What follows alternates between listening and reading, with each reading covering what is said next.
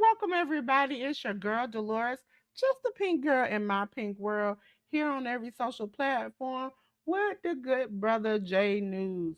J News, you got something to tell the good people today? Good morning, good afternoon, and good evening, ladies and gentlemen. As I, your good brother Jay News, back at it again here on the Hit the Ropes podcast with the lovely Dolores, and we are going to be talking about the week that was in pro wrestling. So appreciate y'all as always for coming in, tuning in, and commenting as you do. And let's get the show on the road. Oh, Dolores, you're muted. Tells you how slow I am. Because as you all heard for the first few seconds, J News sounded real soft. Something was like, let me go and click and see if I can change it. And I was able to up your mic. Ladies and gentlemen, we got some hot topics today. I came up with some with me and my good friend Chat GPT because I had some topics and he had some topics and we put it together for some hot topics today. So let's go over to the hot topic studio. Bring J News over here. Ladies and gentlemen, welcome to the Hit the Ropes podcast hot topic studio. We're going to start off with the first thing, which is AAA and WWE are coming together. Rey Mysterio had a backstage segment when he said he wanted to talk to Roman, and he's convinced Roman to have an 8-man tournament where the winner earns a shot at his World Heavyweight Championship. You have Penta, Laredo, Psycho Clown, La Parca, Dragon Lee, El Hijo, Del Dr. Wagner Jr., Ray Phoenix, and I cannot never pronounce that right. El Fiscal. That is right. Yes. So is the date is to be determined, but it'll be WWE and AAA coming together. So J News, what do you feel about this? I thought this was an interesting bit of news, to say the least. Um, but you know, it's interesting to. I don't really have too much to say about it. I think it's something new for the WWE to be doing, especially including any of the AAA talents that are there. For Roman to go to AAA and make this a thing, I think is a good, to use a term, a good piece of business. It gives AAA visibility at the end of the day, and we'll see as to how it all breaks down. The competitors in the tournament all are viable guys. I think from a heavyweight perspective, for me personally speaking, Elijo the Dr. Wagner Jr. is probably the best bet from a heavyweight perspective. But if we're gonna go with popularity and things of that nature, I probably see somebody like Penta or I would say Penta, but being that Penta I or watch a lot of AAA in it right now, Psycho Clown. I think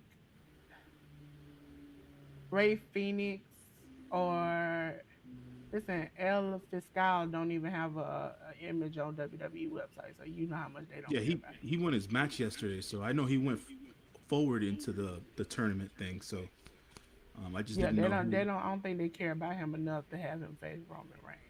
Yeah, But like people know La Parka, Psycho Clown, the Laredo Kid is kind of like a of late. He's kind of been like a little bad guy, and so I see the bigger popular names getting more of a chance, especially in Mexico. If you can blend the, because I wouldn't hope a main roster WWE person would face him just because he's Mexican.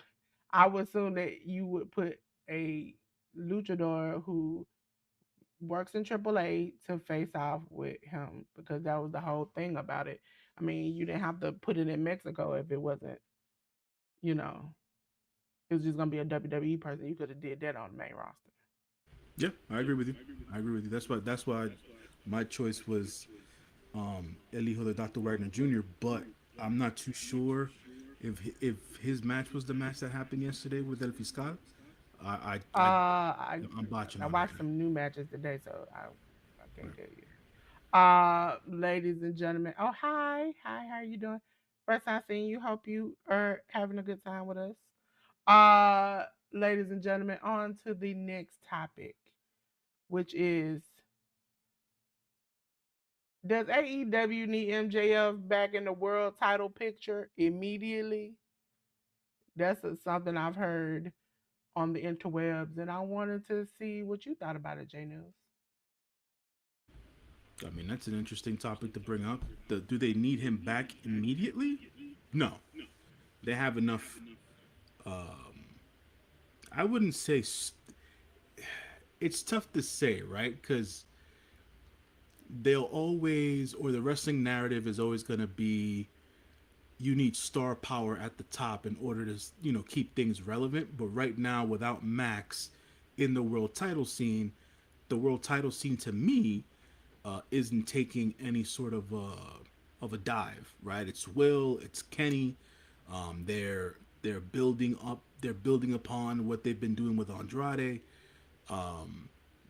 You got as Andrade is national champion now. Then you got Kyle Fletcher as international champion. So these are secondary championships. They can be considered quote unquote mid card championships, but these guys are ready to be in the main event scene. You just tried to catapult Kevin Knight into that particular scene, and he didn't sink in his match against Kenny Omega. So, you know, there's possibilities of other guys in that main event scene right now. So, is there a need for Max? No, but does he make the main event scene better? Yes. So, for all intents and purposes, it's nuanced at the end of the day. But right now, I don't think he's needed. Not right now. Yeah, I think they're doing good right now. I can see why people are like, because he does have some, no matter how goofy or stupid they are, he has some fire storylines leading up to his matches. So I can see where people are like, some of the storylines I could say I wasn't necessarily always interested in because I'm like, I hoped Kevin Knight would win, but then when I realistically thought about it, I was like, he ain't winning. But it didn't. I don't know. MJF is a type of character, which he's a real life actor that brings you into storylines and make you feel like he got a real serious problem with the person. Because every time he talks about him on and off Klein, he is vicious about how he does it. So I could see it. I could see it. Next topic, ladies and gentlemen. Who should NXT, okay, send up to the main roster next? Okay. Who? Who? Because we saw uh not Soruka. I'm thinking of her name wrong. Oop, wrong one. Uh Lola Vice kind of tip her hat to NXT on her farewell match, which we'll talk about a little later on. But and I forgot who else came up. But there are some other people coming up. So who do you think should go up, J News? Currently, nobody. I think That's they've how I done felt too. I thought I was mean for saying that, but I was like, no. I don't think nobody. I They've Lola, done yes, too much of that but lately. nobody else. I didn't really see nobody They've done too much of that lately. I understand wanting to put the newer talent or graduating talents from NXT to the WWE main roster.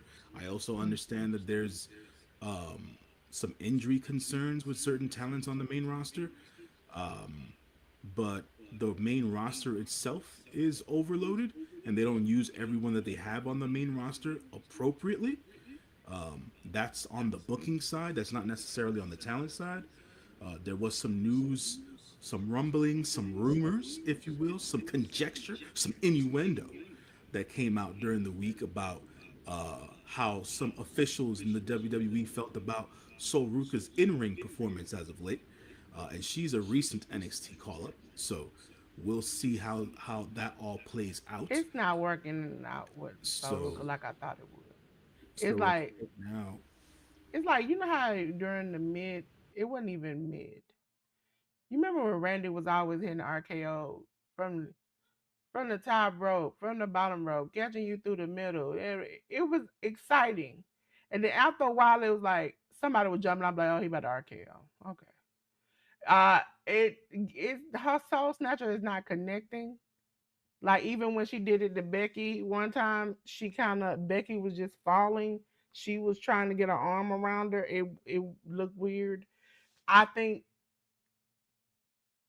older talent is not willing to risk. You know, younger talent, they willing to jump out of the gym, fly high, put their body at risk. You're not gonna ask mothers uh, or older talent to, you know, fly with you and trust that you got their best interest. I just don't think Becky would do it, but I don't think she trusted her enough to take that from her like she did. It looked weird. And I was like, okay. Then she did it again, and I was like, oh, okay, it still looks weird. I just don't think that it. She needs to, I don't know, practice or dance with somebody who's willing to do with her that will make it good. Because I mean, to be honest, they took away the RKO for a minute, where it's like he was just straight up doing it in the center of the ring. He wasn't doing the high flying moves. Now he does it in the center of the ring, but he might catch him like, was it Javon Evans he faced where he just snatched him from the sky? But Javon threw himself. So I mean, if nobody, the way Javon threw himself, even if nobody was in the ring to RKO him, it still would have looked incredible because he threw his whole body into it. I just think some wrestlers have gotten to a point where they're not willing to risk it, and I don't blame them. But now these newer people are. That's what they've been banking on. That's what they've been in NXT doing, risking it all for a shot. And now you get this shot, and your dance partner is not willing to risk it with you. What can you do? So, with that being said, we're on to the next topic, ladies and gentlemen. Y'all know that TNA, it do it really need its own development system? They're in the talks. It's been reported that they're finalizing a deal with OVW that would make OVW a development system for them. Uh Jay News, I'm gonna be honest with you. They said they're gonna do like television and online content. I don't need to see any more TNA. It's getting kind of bad. J News, I just need to know your thoughts on it. I think I heard about this earlier in the week. I recall it coming up, and I didn't really have much of an opinion on it. Ohio Valley Wrestling used to be an older WWE developmental territory in the early to mid 2000s, into the early 2010s before they got to FCW and then ultimately to NXT. Ohio Valley Wrestling being a TNA developmental system to me doesn't make much sense in the long run. They have the connection with Al Snow because Al Snow worked with TNA for a long period of time. Al Snow still runs OVW, so if it's an easy tie-in from a personal standpoint and from a business standpoint, but nah, I don't think it's worth it for them to have a developmental system because they barely have enough money to keep talent as it is. So how is it that they're going to be putting money into OVW for them to, be their developmental system? I just don't. The business sense doesn't make sense there for Yeah. TNA. So yeah, I am, I'm and plus, if I'm not happy with the content I'm already seeing, what makes me want to go see some more? That, that to me that makes sense. But going into that, we're going to talk about how How far should WWE and AAA take their partnership? Okay, so with the new pay per views, we're getting the 2 nights. We're getting the night before a heat wave. I don't know if you know that they're having two shows on the 30th. I will be doing both. Jesus Christ help me. Okay. Uh uh and so which I don't know why they didn't combine it, but it's you know. So now with Roman Reigns going over there, there's some people mentioned Cody might go, different things like that. How far do you think J News they can take this partnership together? Because we didn't think it was gonna get this far. First and foremost, this isn't a partnership. The But I WWE mean owns partnership Triple. as far as like swapping Yeah, no. back and Look, forth. at the end of the day, I think that the way that AAA has garnered success in the last couple of months has been by, for lack of a better term, organically building the characters on their show. The Grande Americano thing, they spotlighted that on AAA. They tried maneuvering it into WWE main roster TV, but it didn't It didn't necessarily work. work out, and people weren't necessarily feeling it. But over on the AAA side of thing, it was their main event thing. The bands were eating it up. So having WWE talent go over to, or should I say, having main roster talent go over to AAA, it's not a bad idea, on an infrequent basis. But don't Yeah. don't make it a thing, right? Like make your stars out of the AAA talent you have, build on what it is you have, continue to scour the Mexican market for newer luchadors and things of that nature, just like AAA has always done, and continue to build the AAA brand through there. The main roster integration, I think, should be seldom. You pop a rating here and there, but you can't count on those guys all the time to be on their mainline TV show, which is only an hour, and not even TV. It's on YouTube for now, and yeah, like just continue to do what you're doing,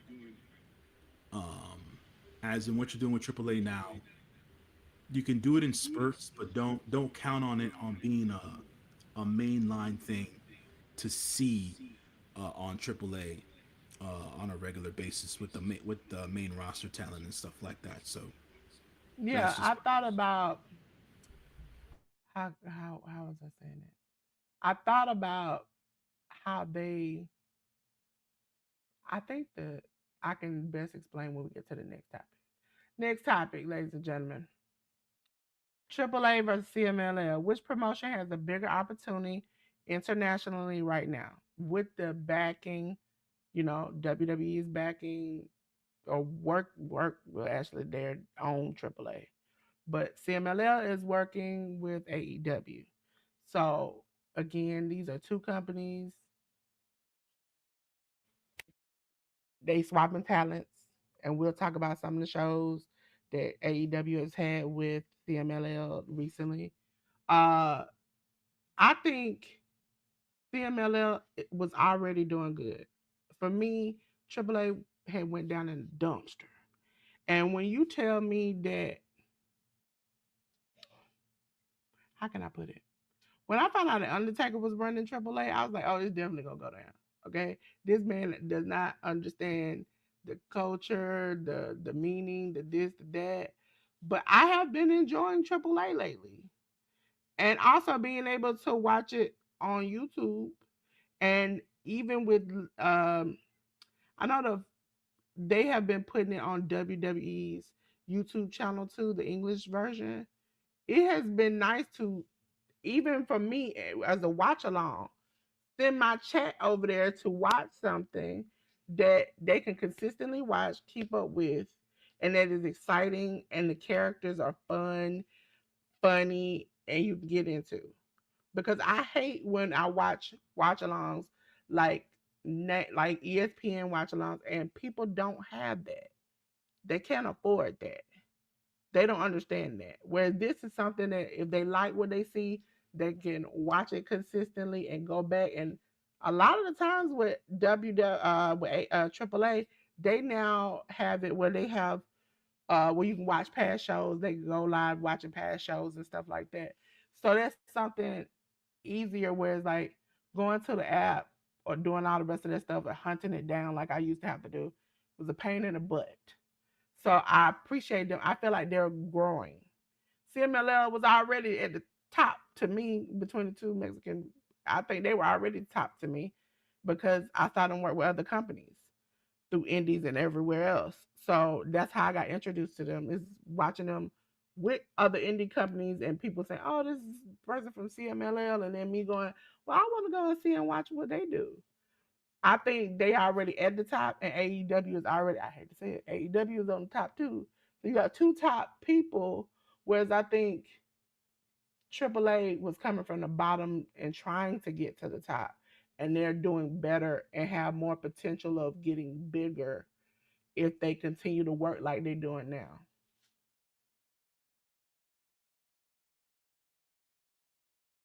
So the question being, which Mexican promotion has the bigger opportunity internationally? As of right now, from an opportunity standpoint, it's CMLL. Just based on what you said, Dolores, they just have more partnerships with different independent or major promotions in other countries and stuff like that. CMLL has their partnership with New Japan. They have different partnerships statewide with MLW, with AEW. They have partnerships with Stardom, the women's promotion in Japan as well. So they have partnerships with Rev Pro in the UK. So they have different partnerships with different wrestling promotions across the globe, which allows them to have more international exposure. Now, you did bring up a very good point, though, Dolores, about ease of accessibility, right? I think AAA, not I think, I know AAA is way more accessible to the general fan than CMLL is. Now, what is the difference? AAA on a weekly basis every Saturday has a 1 hour TV show that they air on the WWE YouTube channel, both in Spanish on the on the main AAA channel and in English on the WWE channel, right? And it's free, right? You don't have to pay, there's no tiered membership fee unlike CMLL. I'm a CMLL top tier fan member or whatever the case is, where I pay $35 a month to get all the CMLL shows live, transmitted to me via YouTube. But I decide to pay that because I'm a fan. I watch every Tuesday, Thursday, Saturday, Sunday, or if I'm not, watching live, I can always go back and watch the shows that were aired.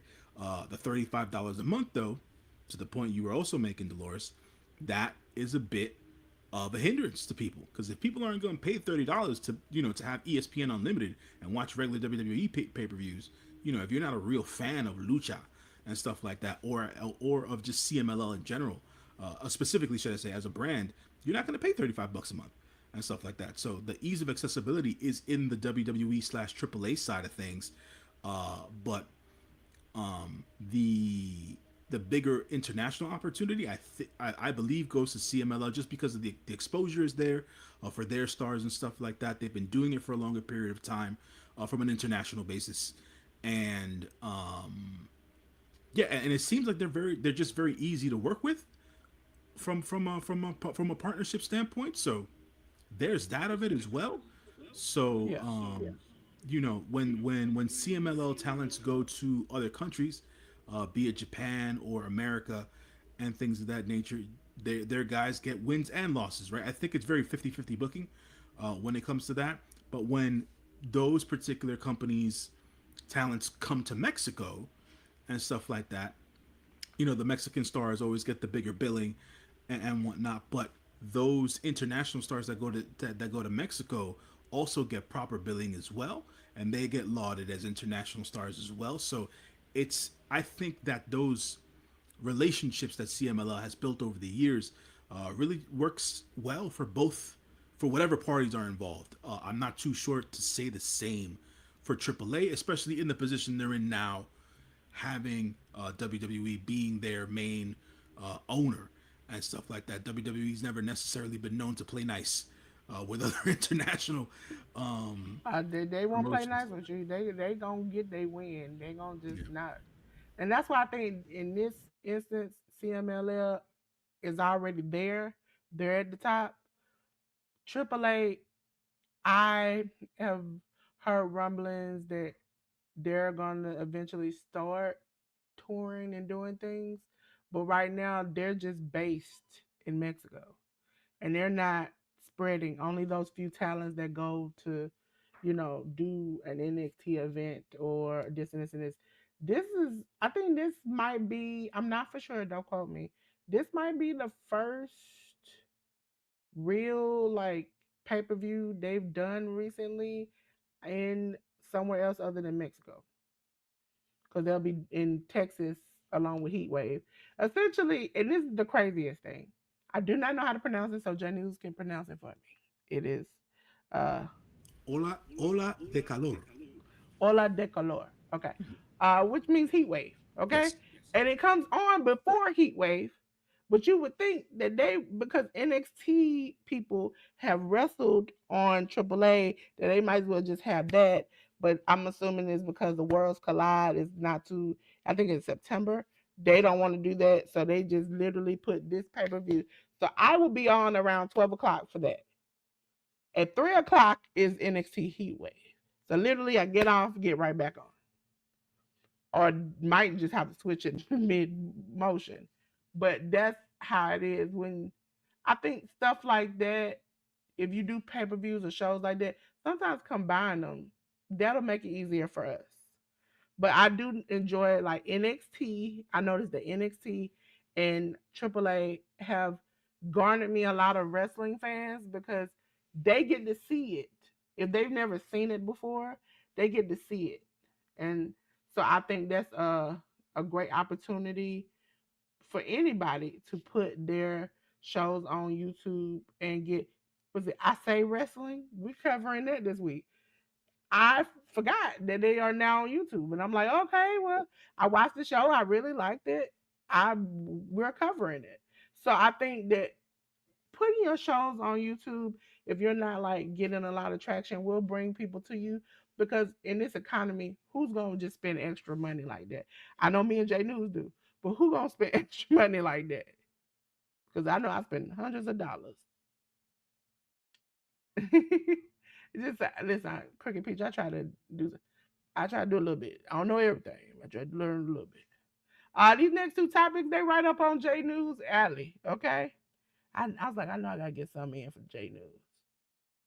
First of all, the G136, Climax 36. Listen, first of all, I want to get J News' opinion on Renderita's performance, Callum Newman's rise in the G1, who has increased their stock during the tournament, and which New Japan wrestler, which New Japan wrestler would you most want to see enter WWE or AEW? There's a lot of questions for you, J News. Um, to be fair and to be honest, I have not watched that much of this year's G1. From it's just been, to be quite honest, there's just too much wrestling content nowadays. Yeah, So I try my best to watch what I favor, and right now I really just favor AEW, ROH/CMLL stuff.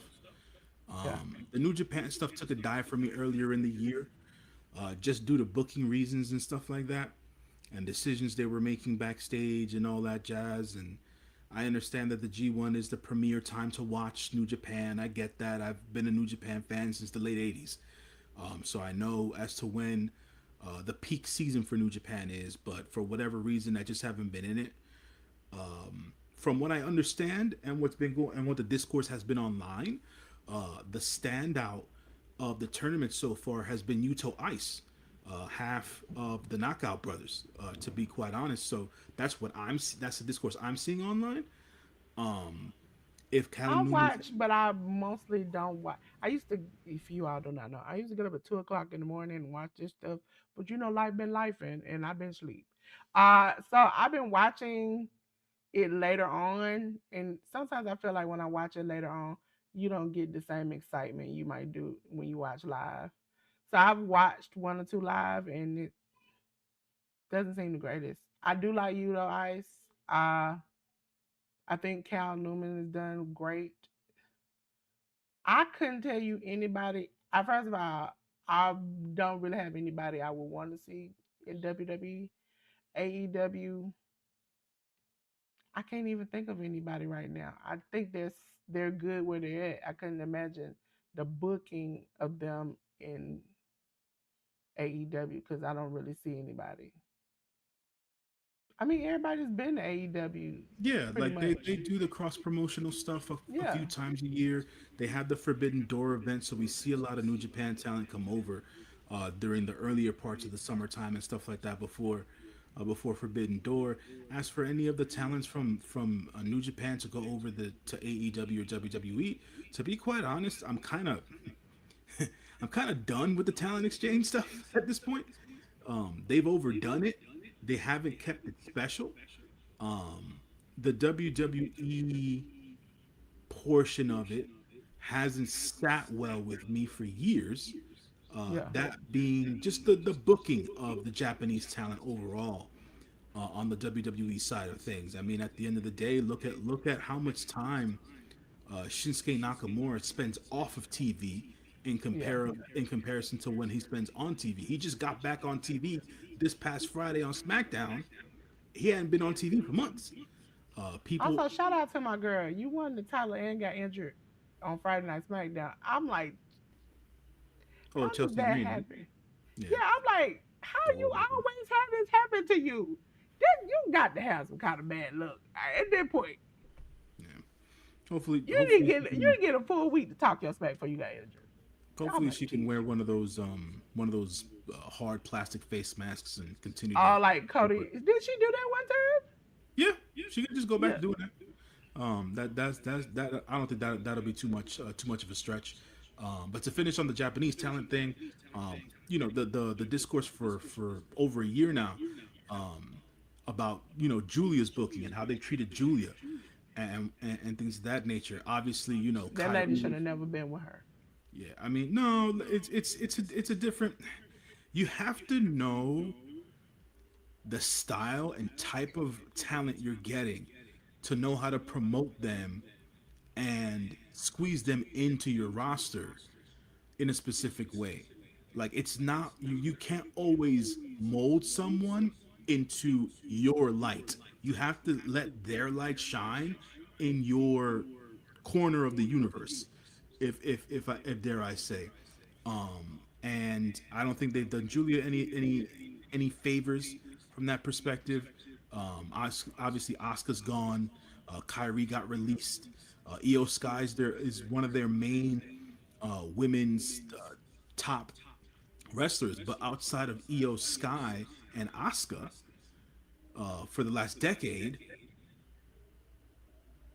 who can you say from the Japanese talent that has done that well? And don't give me Nobody. title wins because that shit don't matter in the WWE. So It really don't. we've got Evil over on NXT, him playing Naraku now, and all that See, stuff. now I can kind of like him a little bit now, whereas before I absolutely hated him. I didn't even want to hear his name. Right, because they Now kept on doing the clown show shit with the House of Torture. Now they don't it have was him like doing I'm that. so glad. And that's why I say I don't want nobody going back to WWE like that. Because if you bring the rest of the clowns in, they're gonna clown to death, and I can't deal with that. I can't.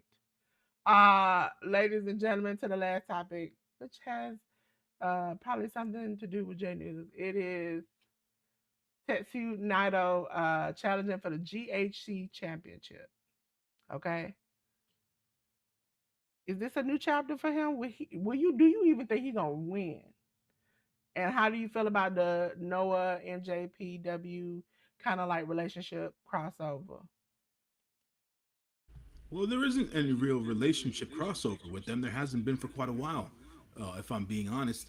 Um, Noah, Noah right now feels like they're throwing spaghetti at the wall and they're trying to see what sticks, right? Um, the reason as to why I say that is, this is not even a shot at Shane Haste, right? Shane Haste, Yeah, he uh, won and who lost it so quick. was I can't even tell you. who was the GHC heavyweight champion. They gave him a win in my from my perspective, just understanding of what had been going on at Noah recently, they gave him a win randomly, and he became Mm-hmm. GHC champion. Because I had been seeing Shane Haste a lot with Mikey Nichols and Bad Dude Tito on ROH TV, and then all of a sudden, he gets a shot to be the GHC heavyweight champion. And Noah, When I he get won, it. I was shocked. I Yeah, was shocked and appalled. I get it. He had a relation. That's where he started his. That's where the boom of his wrestling career was. But that really just came out of left field. Really, I was actually expecting Shane Hayes to make headway with ROH and have TMDK finally join the tag division. But then when this, I guess when the opportunity came, obviously he took advantage of it. He had decent matches. Um, this isn't a spoiler because it already happened. Naito did win the GHC Yeah. championship this morning. Based on this news and the graphic you just put up, what is my take on Naito being the GHC champion? Naito's no longer in his prime. It's That's tough what to I'm win. confused about. Why would you give him the title when Yeah, he it's really tough. can't defend like that? Yeah, he can't You taking defend a like chance. that. The star power isn't what it used to be. Just based on his in-ring output. At the end of the day, it has nothing to do with the kind of person Naito is or who he used to be, right? It's just who he currently is, and he's currently a guy in his mid 40s whose body is giving out on him, who's not he's not a complete shell of himself, but at the end of the day, he's just not who he used to be. And him being GHC heavyweight champion at this point in his career, it's an accomplishment, it's an accolade, but does it mean anything? I don't think so. They've taken so much away from the younger guys who were in who were who were at the top of their card at Noah. Guys like Kiyomiya, guys like Ozawa. The like his like the regression of Ozawa to me is absurd. How big of a star he peaked to be. He then got injured. He came back, and he's a guy in his mid to late 20s, and he's regressed in the time that he's come back from injury. So, and they for whatever reason they've kept Kiyomiya away from the top spot. Noah really operating a lot like the WWE in the sense of they're keeping their older wrestlers in in the main event scene, and as champions they tried the flash in the pan thing with Shane Hayes, like I was mentioning before. That didn't, not that it didn't go over with the fans, but that was just more of a shock win thing to create buzz than anything else.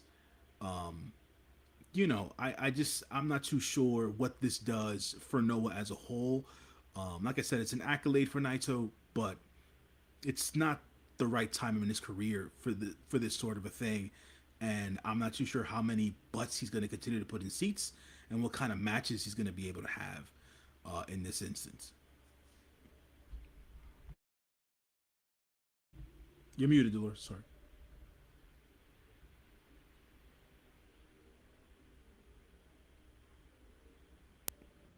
I pressed the button. The There we go. There we go. There we go.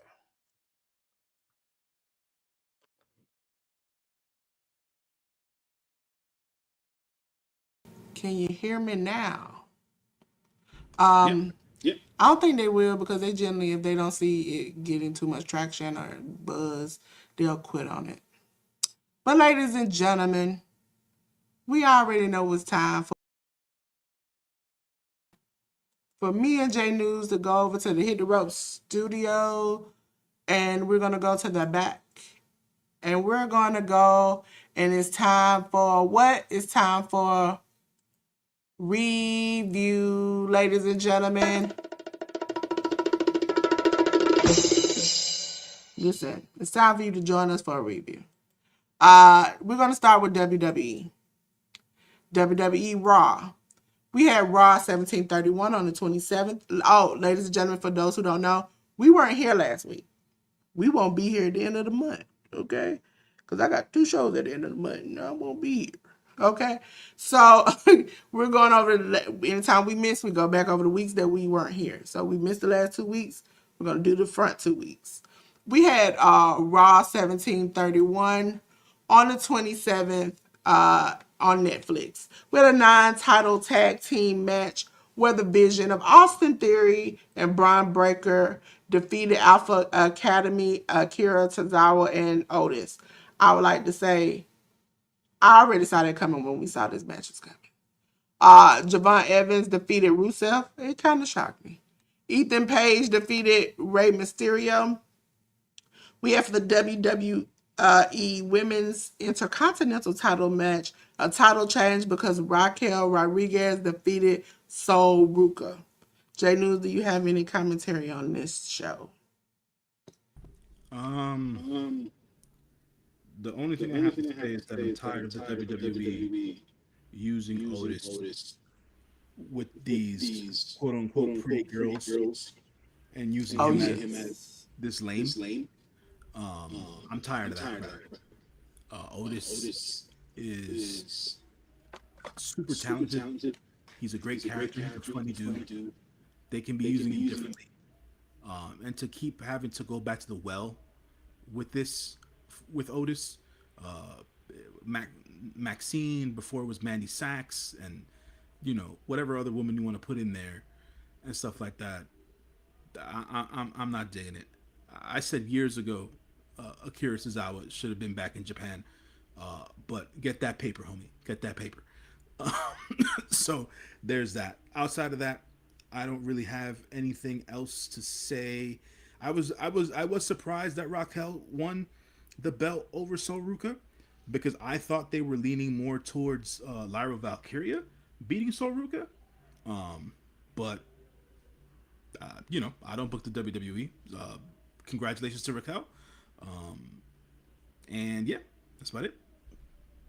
Yes, ladies and gentlemen, we're on to the next show, which was on the 3rd of August. It was episode 1732 on Netflix. We had Javon Evans defeat Ethan Page. We had Sol Ruka and Roxanne Perez end by DQ because of shenanigans.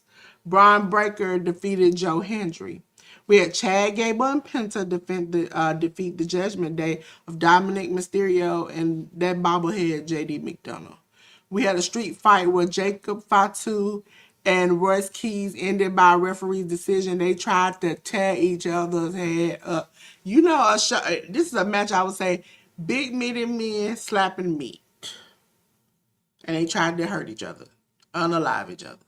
J News, did you see this? And what did you think about it? I don't know how many more times we're supposed to see Javon Evans take on Ethan Page. That's one. Secondarily, they intimated, they teased a face-off between Braun Breaker and Obafemi this past week. I think you need to get Braun Breaker as far away from the Vision as possible. And him and Oba will, yeah, there is that go. But Oba got to get his championship match. Yeah, but they like WWE booking. It's made Oba look like a star, but at the same time, from a championship trajectory, they've pushed him too soon. So there's that. Oh, me or J News? Me. So I think the volume is too high. Oh, let me cut it down a little bit. Let's see. Yeah, also hit the reduce background noise. Is that better? We'll see. No, it's still echoing. Oh. But yeah. As for that was the episode of Raw. Jacob and Royce was fun. And hopefully those guys continue to have an upward trajectory on WWE TV. Outside of that, I don't really have much. Ladies and gentlemen, on to NXT. We're NXT on the 28th on the CW 848.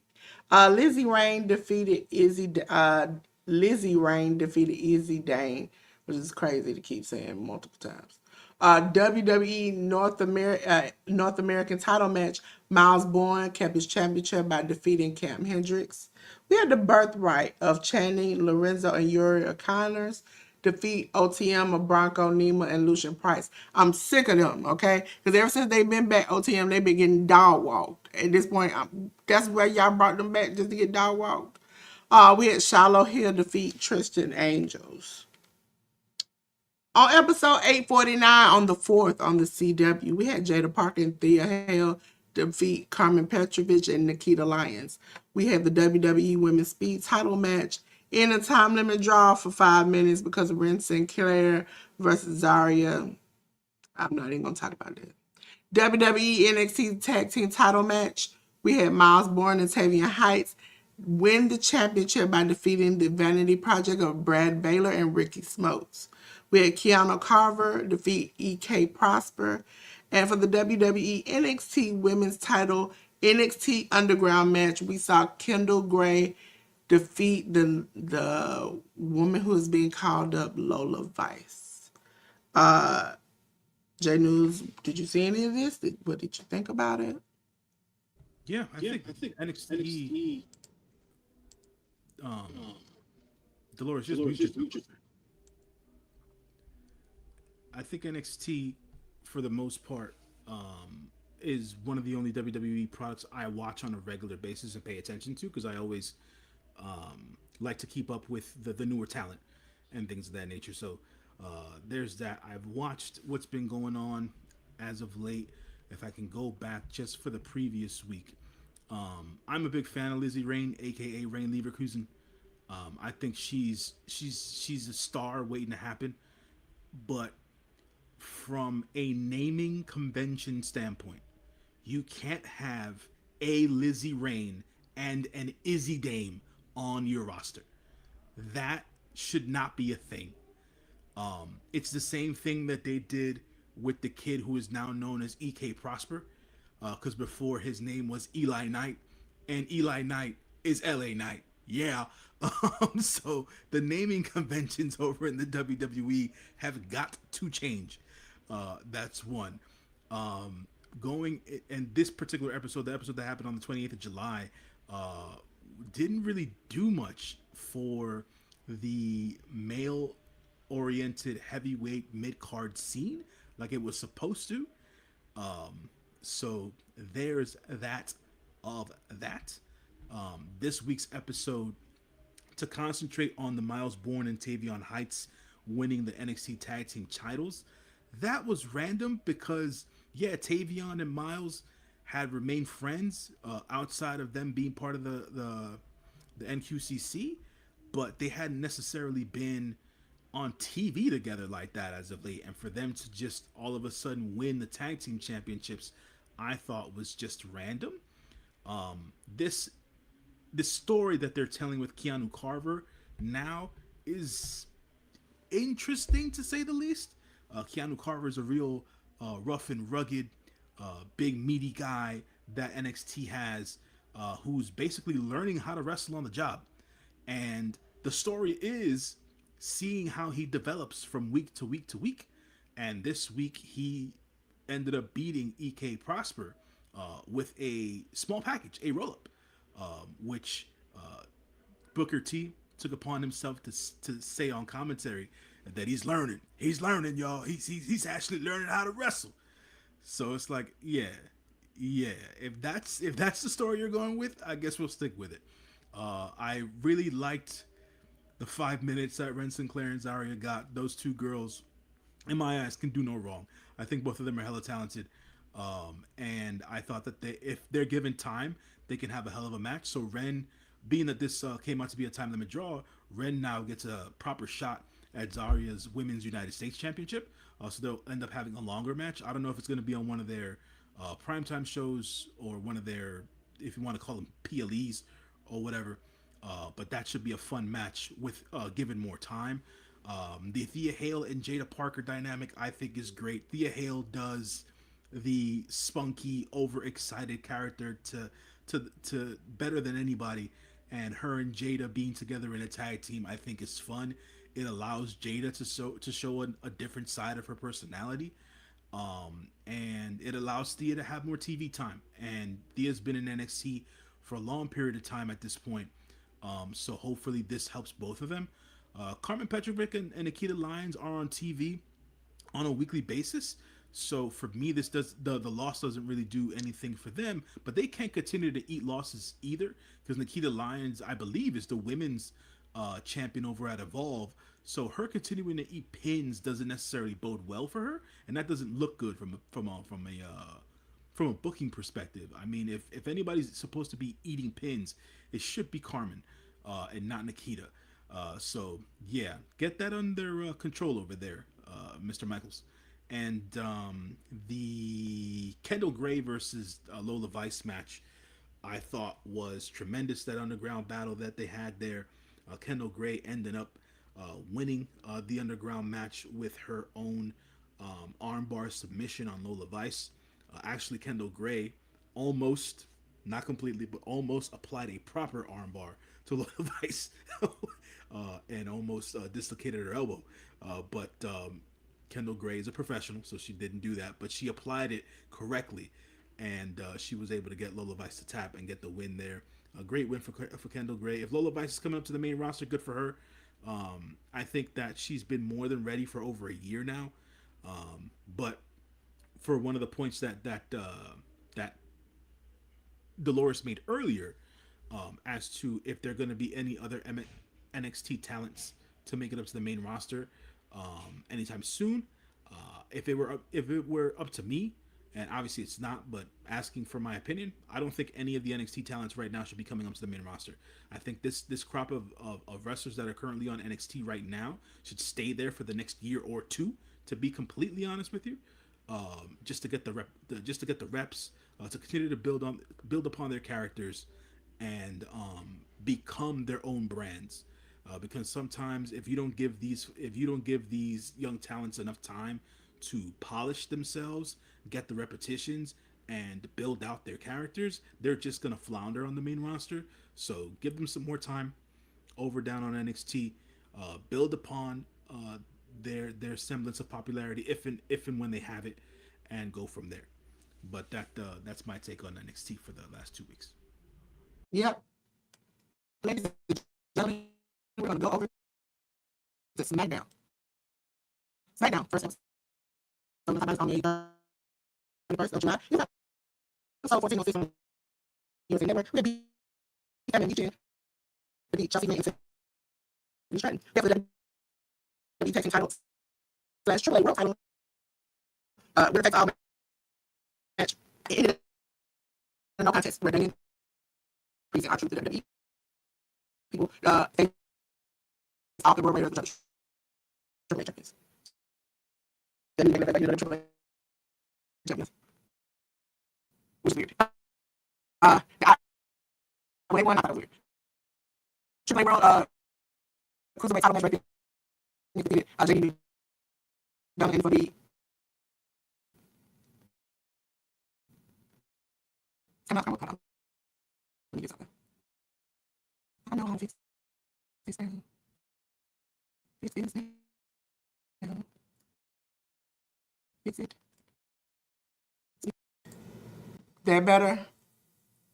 Thank you. Sometimes when the echo cancellation comes on, my stuff goes out. Interim WWE Women's Title Qualifying Match. Lash Legend. Oh, that's from last week. I confused myself. Last week because I just watched the next episode this morning. Lash Legend defeated Julia in 2 minutes. Also, ladies and gentlemen, for that episode that I watched this morning on the 7th USA Network, we had WWE United States title match. Baron Corbin, the champion, defeated Trick Williams. Son of a again. Okay, that's all I was saying. We're gonna get on that when we get to SummerSlam. But I'm still mad about this.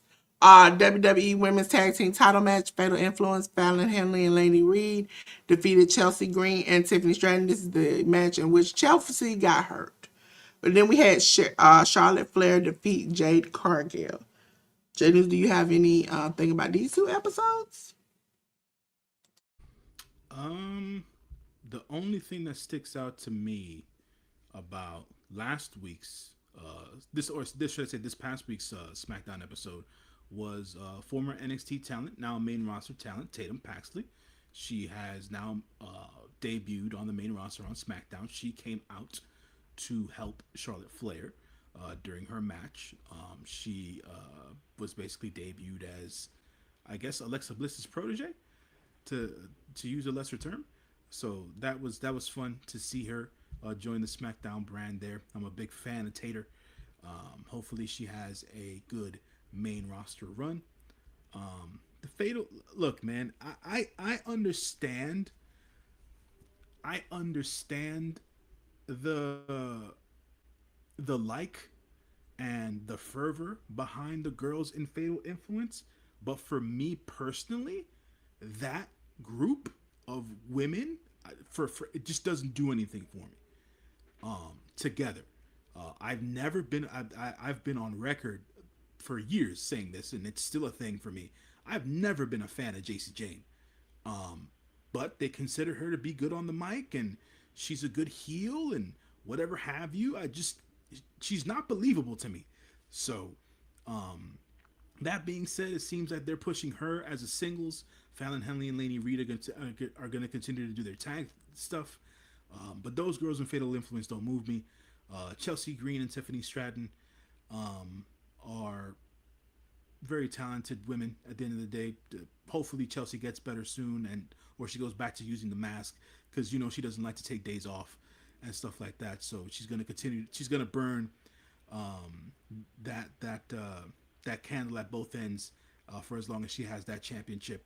She does not want to be referred to as an interim champion, nor should she be, because we didn't talk about it here earlier, Dolores, but Rhea Ripley decided to go ahead and have knee surgery this past week, so she will be out for a period of time now, outside of the rehab she was doing. So it can be anywhere between 6 to 8 months that Rhea will be out and not be on our TV. So Chelsea Green right now is the WWE Women's Champion.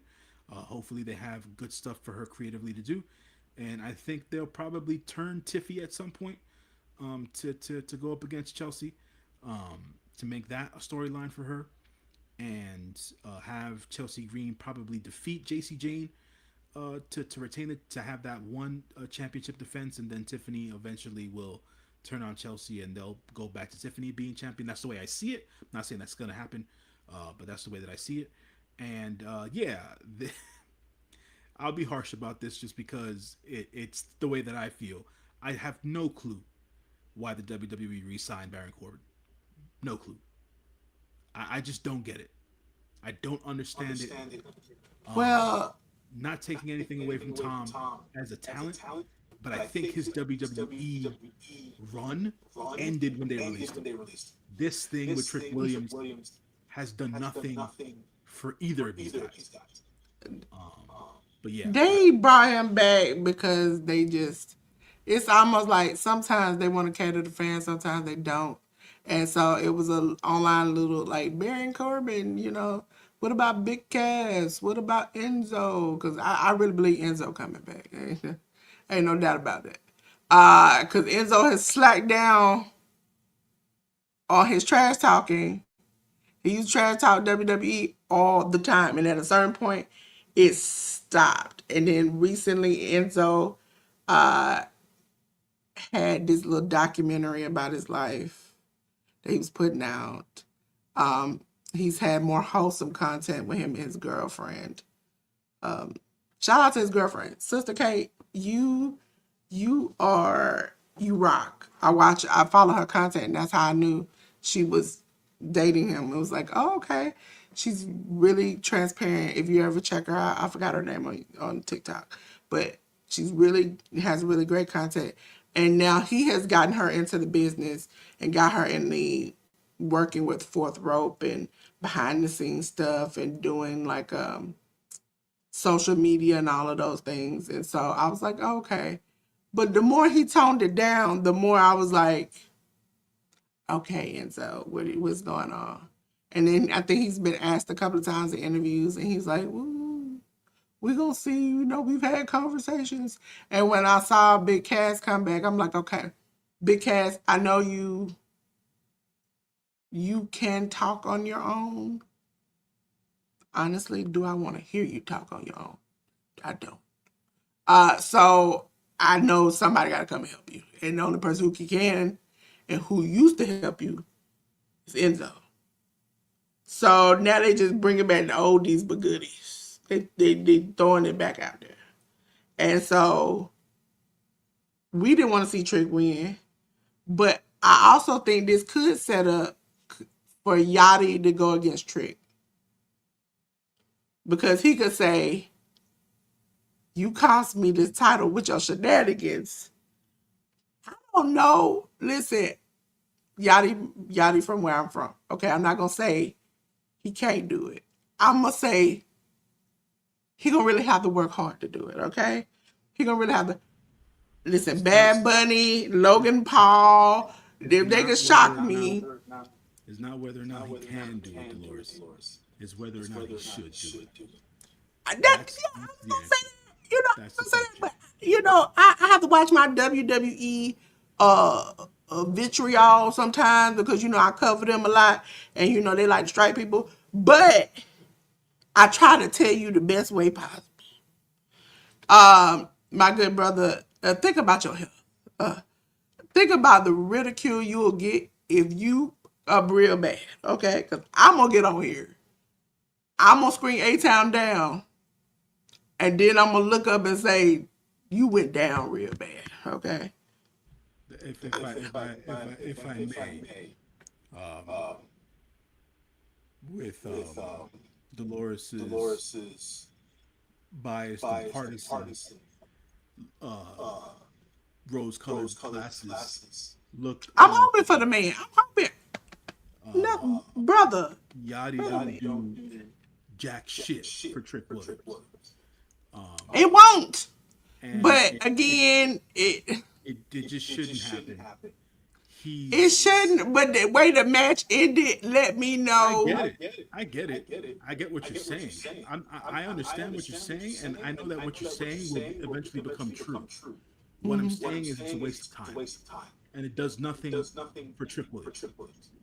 I would rather see Booker T and him had been put together, and because the interest would have been fired every time. I don't know if you saw the behind the scenes for SummerSlam when he did that. I said it. I think I said it to Ted. Where he was like, yeah, that's that man right there, that man. And he got into it. I can imagine if he walking down with Trick doing this live, how fire it would be. Because Lil Yachty just announces him and he comes out. And the first couple of times he tried that and it sounded horribly, J Deuce. He's like, yeah, that's that man. And I was like, and I'm over here, if you ever been to watch along the Trick Williams song come on, I'm up here screaming, whoop that Trick. I'm going for it. And Lil Yachty starts, and I was like, I can't even get into this. I can't. I'll say this to the cows come home. Trick Williams has a level of charisma that only the WWE can promote. Right? With that being said, He's a sometimes caricature. A yeah, yeah, caricature, sorry. right. Yeah. With that being said, Trick has evolved and gotten better in the ring over time. So he has the skill set Yeah. necessary to hold himself over by himself. The WWE at times does too much. He doesn't need anyone with him. Give Trick the mic. Let Trick do his entrances by himself. This is a lost cause and unnecessary. Listen, I would like to say it came to my mind. Oba walks like a person in a black exploitation, but Trick Williams is the character inside of the black exploitation. He can't help himself. My lemon pepper steppers. My lemon pepper stepper. I'm like, sometimes you do too much. I'm a good, like, for my people, we do a lot, okay? I think the best character of like Bianca Belair or sometimes she can walk into Lash Legend, okay? some of the little, tendencies that our people like to do. And when I mean our people, I mean my people. My people like to do, okay? But there are some times where I'm like, you're doing too much, and somebody who wasn't of our culture let you either scripted this for you and it did not go well. Because the first time he said lemon pepper steppers, and I think, was it Vic Joseph? Somebody said, oh, you mean like wings? I was like, and Booker T had to say, shoot, your lemon pepper steppers. I was like, okay, yeah, I see the disconnect here. But I think, I love my boy Yachty. I love your music. You hold us down. Okay? But you can't go from having a video package with Cody and y'all two buddies to now you out here trying to defend Trick with a. And also, stop renaming stuff. Stop when I watched a match where the kendo stick comes out and you say it's a kendo stick, but when your little Yachty grabs it, you call it the Trick stick. Makes me mad every time, J Dudes. I can't even take it. Ladies and gentlemen, me and J Dudes gonna go to the back because we're gonna talk about AAA. Verano del Escandalo. That's how you pronounce it, J Dudes. I covered it first week. Escándalo. Escandalo. Okay. Learning Spanish live with J News. I did the first week watch along, but I wasn't gonna do 3 weeks in a row. This is crazy. Y'all could have did all these shows in one night. Week 2 was on the 1st, episode 29. We had AAA Latin American title qualifying 3-way match where La Parca defeated Lince Dorado and Mecha Wolf. We had El Hijo del Dr. Wagner Jr. and Galano defeat Demonico and Drago. Listen, anytime Galano gets involved in something, shenanigans. AAA World Cruiserweight title match, Ray Phoenix defeated Manny Vikingo. Now, I know this is an unpopular opinion. I like Manny Vikingo. I just think that shouldn't. A lot of the matches they put Manny Vikingo in shouldn't be happening.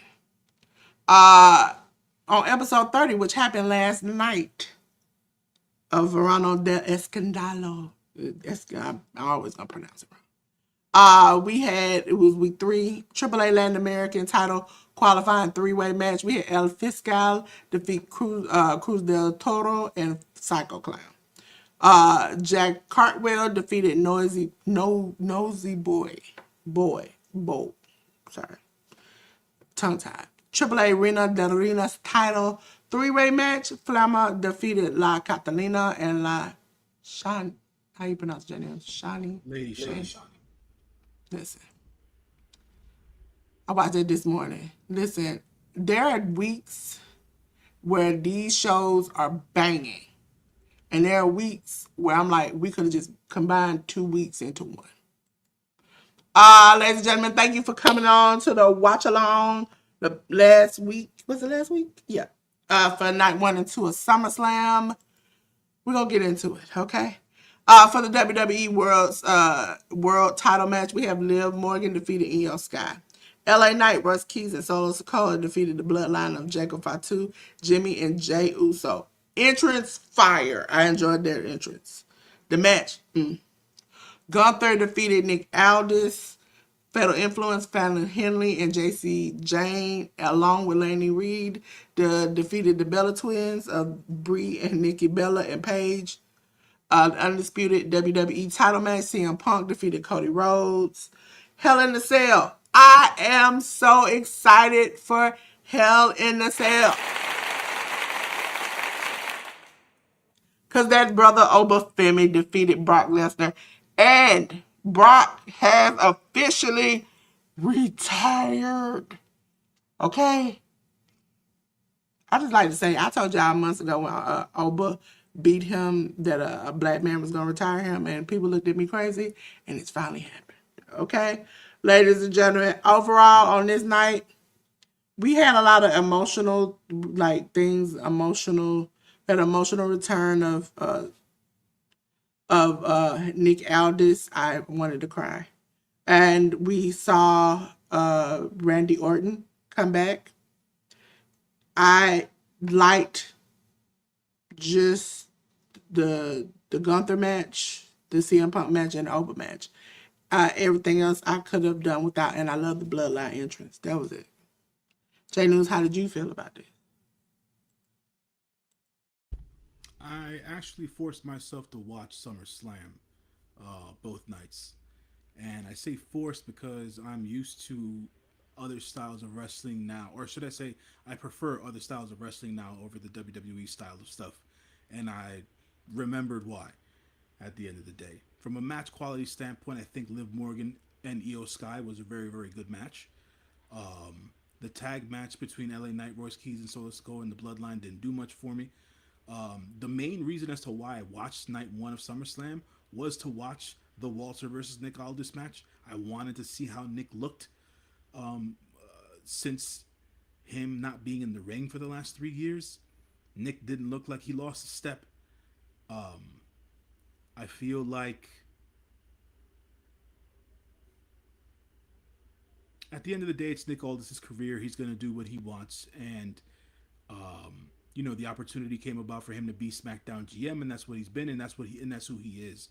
But I think that Nick Aldis, as the national treasure that he was during his NWA run and the 10 pounds of gold, and especially here in this match versus Walter, proved beyond the shadow of a doubt to me that he deserved to be on the WWE platform a long time ago as an in-ring competitor, and he can make waves in that heavyweight championship, mid-card championship sphere if they allowed him to. And obviously, that's not what the WWE wants. Even though he's younger than some of the guys who are currently in the main event picture. But they consider him to be a good authority figure on TV. He's going to do whatever the company wants him to do, and that's fine. But I thought that it was a great showing for him against Walter, and it was a nice moment that he was able to receive with his wife and his son in the ring after the match was over and said and done. The women's tag match didn't do much for me because we saw the whole Nikki Bella turning on Paige thing a mile away. It was unfortunate that Brie got hurt during the match. She suffered a shoulder injury. I remember watching the spot that it happened, and I said to myself, "God damn, these girls have the worst luck in the world." The Bella twins, that is. So when one's out, the other one's out. So at this point, Nikki's healthy, Brie's not. So Nikki's gonna be having her feud with Paige on TV for the next several weeks. CM Punk versus Cody Rhodes didn't move me much. Ain't got really much to say about that. CM Punk retained. That was what it was. CM Punk retained with unsolicited help from Randy Orton. So they're moving along with Randy Orton and Cody Rhodes as a side feud. And CM Punk will face off against somebody else we'll talk about in reference to night two.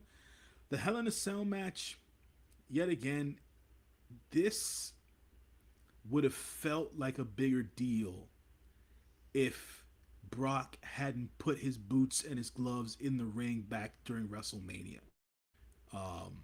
This match would have felt like a bigger deal if it would have been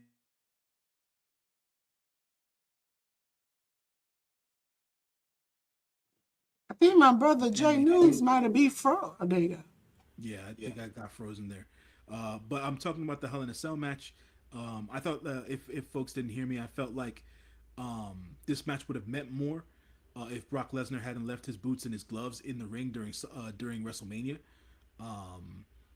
And Obafemi's already a big star within the WWE main roster, just from an aura standpoint, right? His size and stature and stuff like that, he fits that WWE mold very well. This to me, him winning over Brock Lesnar here, to be honest, it didn't do much. He already had beaten Brock the first time. They should have just ran with that. And having a 3-match series, I thought it wasn't necessary. It just wasn't. They're not longtime rivals or anything like that, and they didn't really do much. I mean, outside of just them cutting promos on TV, Like that at times for me just doesn't move the needle. Like endless talking from week to week to week, it just no man. They should have, if they were good, if they knew that Brock's last match was gonna be at SummerSlam, they should have just waited and done it and done everything there. But Brock obviously has wanted to retire, and them overbooking this and or I think it just messed with the whole presentation of the feud between Obafemi and Brock Lesnar. That's my personal opinion. At the end of the day, the match was what it was. It wasn't bad, but it wasn't great either. And the Hell in a Cell wasn't even necessary, if I'm being completely honest. So there's that. From my understanding, Brock and his shenanigans, putting his boots in the ring and stuff, was somewhat a surprise to some people, and that he, when asked to come back to kind of like make it official, and he chose that method. He talked about on McAfee deciding to come to this decision recently because his daughter decided that she wanted to be a part of the Olympics. He wanted to support her and the family and be more present, and but was not opposed to having kind of like an Undertaker moment. Like, I come out on Saudi. I do this, I do that. So that's why a lot of people online took him doing the Undertaker move as a potential Saudi match. Because I don't know. I'm not making fun of the Saudi people. I just sure it is. Okay? Because I love you all. Love you like cook food. But they are a little bit behind on newer wrestling. Okay, when I say behind, I mean their favorite stars are like The Undertaker, Goldberg, Triple H, Shawn Michaels. They not too much into, like, they like the newer stars, but they like the older stars to come out. They like Gladys Knight and the Pips to come out and hit their song. Leaving, they like that, okay? But some of us might be like, hey, can we get like somebody else, a Monica or a Brandy to come out? They might, they like older wrestlers. So most of the time when Saudi time comes, that's when we get to the older wrestlers. So I would be surprised if he decided to last minute do it. Listen to you don't even write 10. See, the 10 is the prime example, J News, of the person for AAA. Because I was talking about a lady on AAA during the watch along last time, and she went over there on YouTube and watched them. See, that's a prime example why everybody needs to be on YouTube. Okay.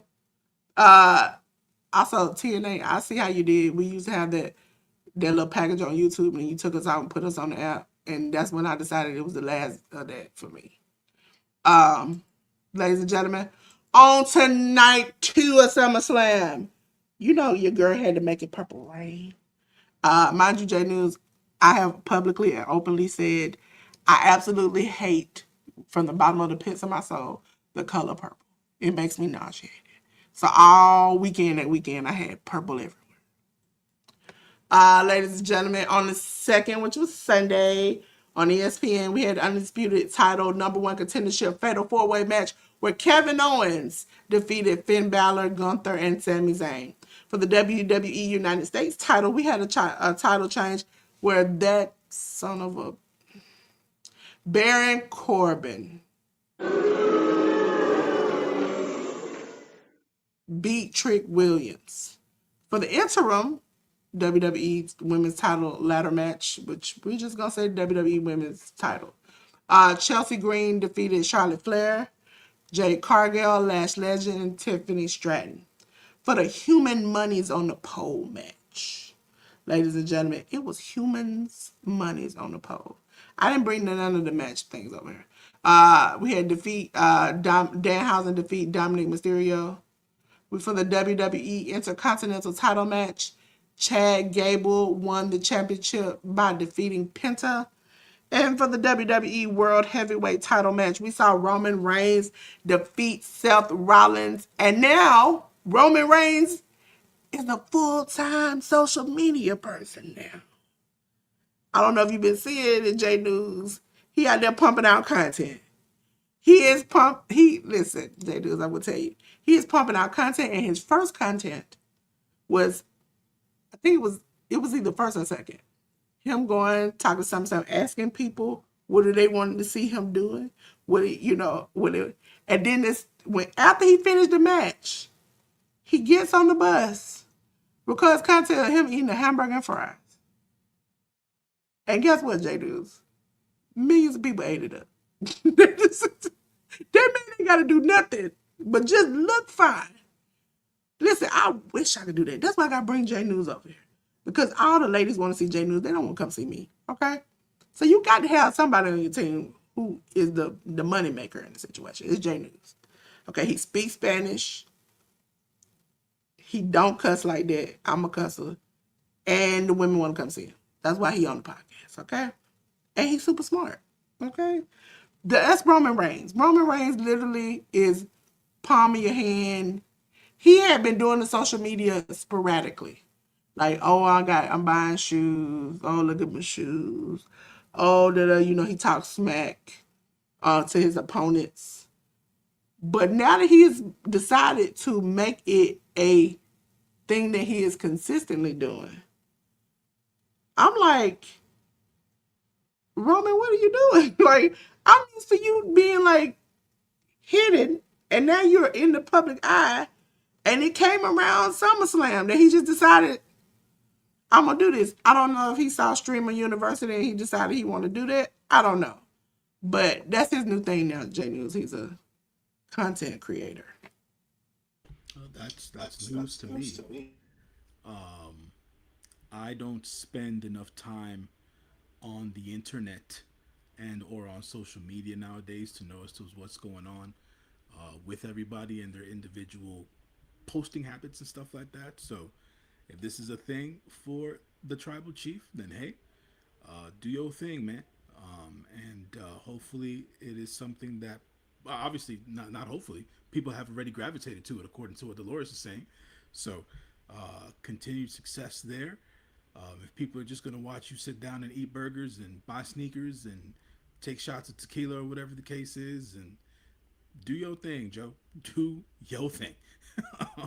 I'm not gonna get mad at you, man.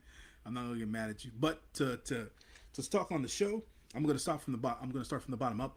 Roman Reigns versus Seth Rollins. I like the match. I like the story that was being told during the match. I like the appeal that Roman and Seth had, basically telling the story of the Shield throughout the match and whatnot. Giving a shout out to their former bandmate there, the one and only Jon Moxley, during the match as well. So good shout for them on that end. Chad Gable versus Penta, man. To be honest, Dolores, I didn't know how to feel about this match. Like, there were times where I was like, yeah, this is the kind of match Penta and Chad Gable should be doing. Like, yeah, give me more of this. And then it was like the WWE has this production sensibility which like turns me off the stuff.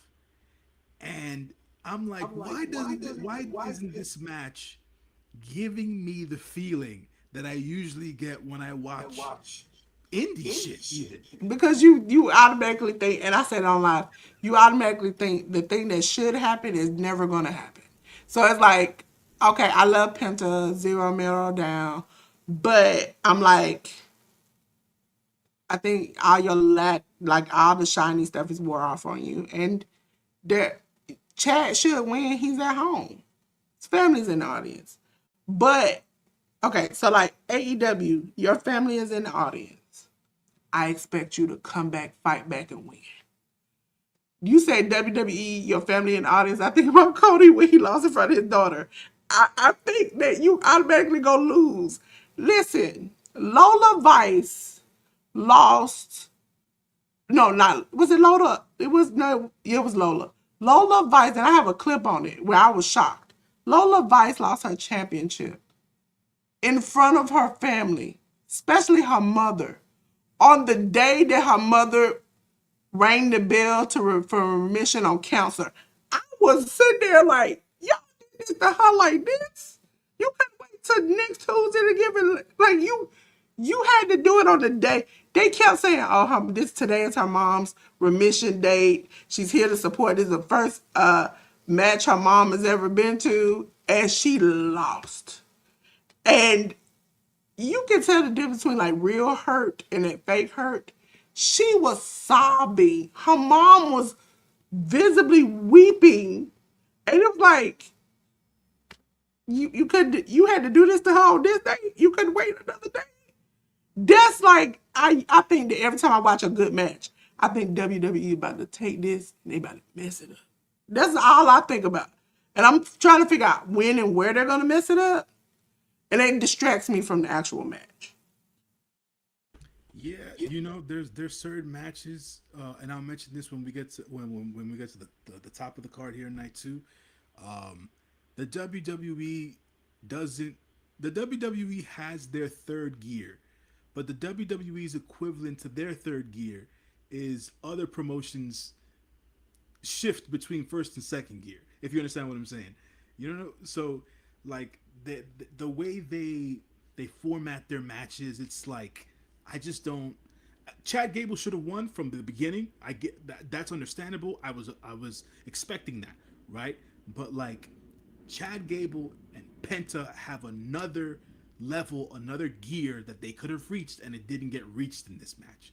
That's the thing that bothered me the most. I had no interest in Danhausen versus Dominic Mysterio.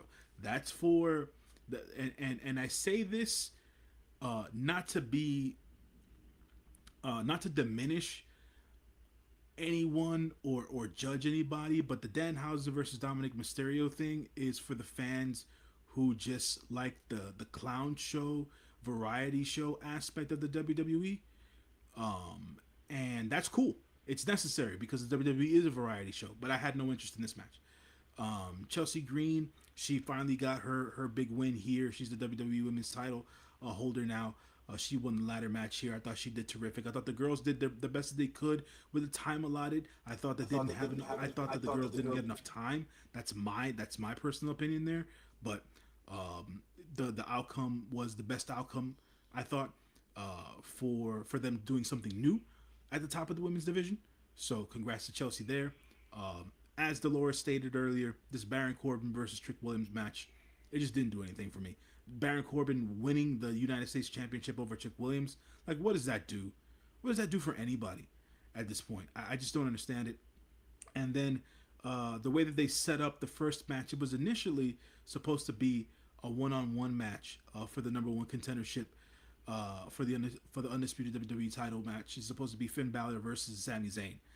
Then Nick Aldis comes out to the entranceway. He then adds Walter to the match. And Walter finally gets to the ring after his entrance and all that stuff, and everybody's in the ring. Everybody's at Walter, Sami Zayn, Finn Balor. Everybody thinks it's going to be a triple threat match. Nick Aldis then goes and he says, "Oh, but I'm not done." And he then added a fourth member to the Fatal 4-Way, and Kevin Owens makes his grand return after 18 months of being away due to a neck injury. Kevin Owens comes back, and he's in this match like he didn't even lose a step. Kevin Owens was back in there doing his thing. Him and Sami Zayn rekindling their chemistry as they've always had it. I'd like to see more of Walter versus Kevin Owens, more Finn versus Kevin Owens. But they've got Kevin Owens in a particular place now.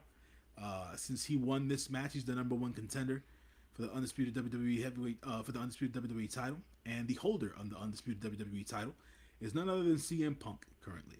And there is personal history between these two men. They battled against each other on the microphone on Friday on SmackDown. To me, personally speaking, from my vantage point, I thought that segment was a bit of a letdown, but that's my personal opinion. But like they said, they are professionals, so they maintain that for all intents and purposes. But it was great to see Kevin Owens back here at SummerSlam. In this spot, the WWE did it again Kevin Owens returning this time around for the Fatal 4-Way contendership thing. They had another returning star in recent months come back during a big match as well and whatnot. So there can be other ways that returning stars can come back into the fold where it's just not them showing up into the title scenes. Um, just be more creative in that particular aspect of WWE. But it was good to see Kevin Owens back though. That's my take Yeah, on it. they asked CM Punk about that when he came back and stole him title. And he was just like, because they mentioned that he had said that he didn't like that about all the wrestlers. And he was just like, so what? And I was like, okay, well, at least you admit it. Speaking of Roman, I did go back and look. Roman has 4.6 million followers. And that little video of him just chewing and eating got 5 million views and 780,000 likes. he was just bit his hamburger, looked up, and chewed his fries. Mind you, he puts them fist bumping at the end of the match. It gets almost 6 million views and 807,000 likes. So it's like whatever this man puts out, the thing that you got. And guess what he did, J News? And I gotta tell him he's smart. It's not Roman Reigns, because it used to be, I remember he used to have it Roman Reigns. It is Joe Anoa'i, aka Roman Reigns. So in case he got to walk away, Joe said, "This mine, okay? This mine." He even mentions it in the video when he was talking about what y'all want to see from me. It's my content. I can put out what I want. Joe, Joe is like, and I don't understand. He says it's the final chapter of the Shield, and so Yeah, yeah, it's over. It's over. I think yeah. I think at the end of the day, Seth looked um, so defeated going up the ramp, and it made me think like, if I didn't know Seth had re-signed, I would have thought that Seth was leaving, because he no, just you know what I thought about Dolores when about that particular moment, what you just said about him looking so defeated, right? It's the last time they're gonna have that match, because either in his heart of hearts, Seth knows, or they've had the, or Seth and Roman have had the conversation that Roman ain't long for this shit right now. He ain't got much time left. And Seth's gonna be a wrestler till the wheels fall off at the end of the day. That's not what Roman Reigns, aka I'm sorry, Joe Anoa'i, aka Roman Reigns, wants to do. And at the end of the day, um, John Moxley, aka Dean Ambrose, is never gonna walk through the WWE doors again. So that was the end of the Shield. That was that moment, and for them to tell that story, the way that they did, I thought was great. Was the match too long? Sure. Uh, like but at the end that's of a the day, Roman Reigns match, yeah, period. exactly. But that's to your, exactly, Dolores. That to your point, that's a Roman Reigns main event. That's how they go. That's how they're formatted. That's how they're outlined, and that was a banger for the WWE standard, and it worked. Yeah, and I think what it is that Roman is the cool dude. I've said this before, that men want to be like and women want him. So that makes him appealing. When he comes out to the ring, I complain about how long it takes him to get to the ring, but literally it looks like out of a movie. Like he is just floating and glistening all around him, which WWE deliberately does. And it makes him, even, I pointed out, I started to notice maybe about 2 or 3 months ago, when before he throw the ones up and he gives them the belt for a championship match, he takes the belt between his legs and swings it like a private area. And the camera zooms in. And the ladies go wild, because I have been a part of some of them, see some of them chats over to the side. Ladies are going crazy. Okay? And it's like those little things that people don't necessarily notice, he eating them up with it, literally. And he got them feeding in the palm. That's why he got 4.6 million followers. He got them feeding out the palm of his hand. I loved more than the matches for the night 1 and 2 was that They were. It seemed like some of them really didn't give up when it came to the after show commentary.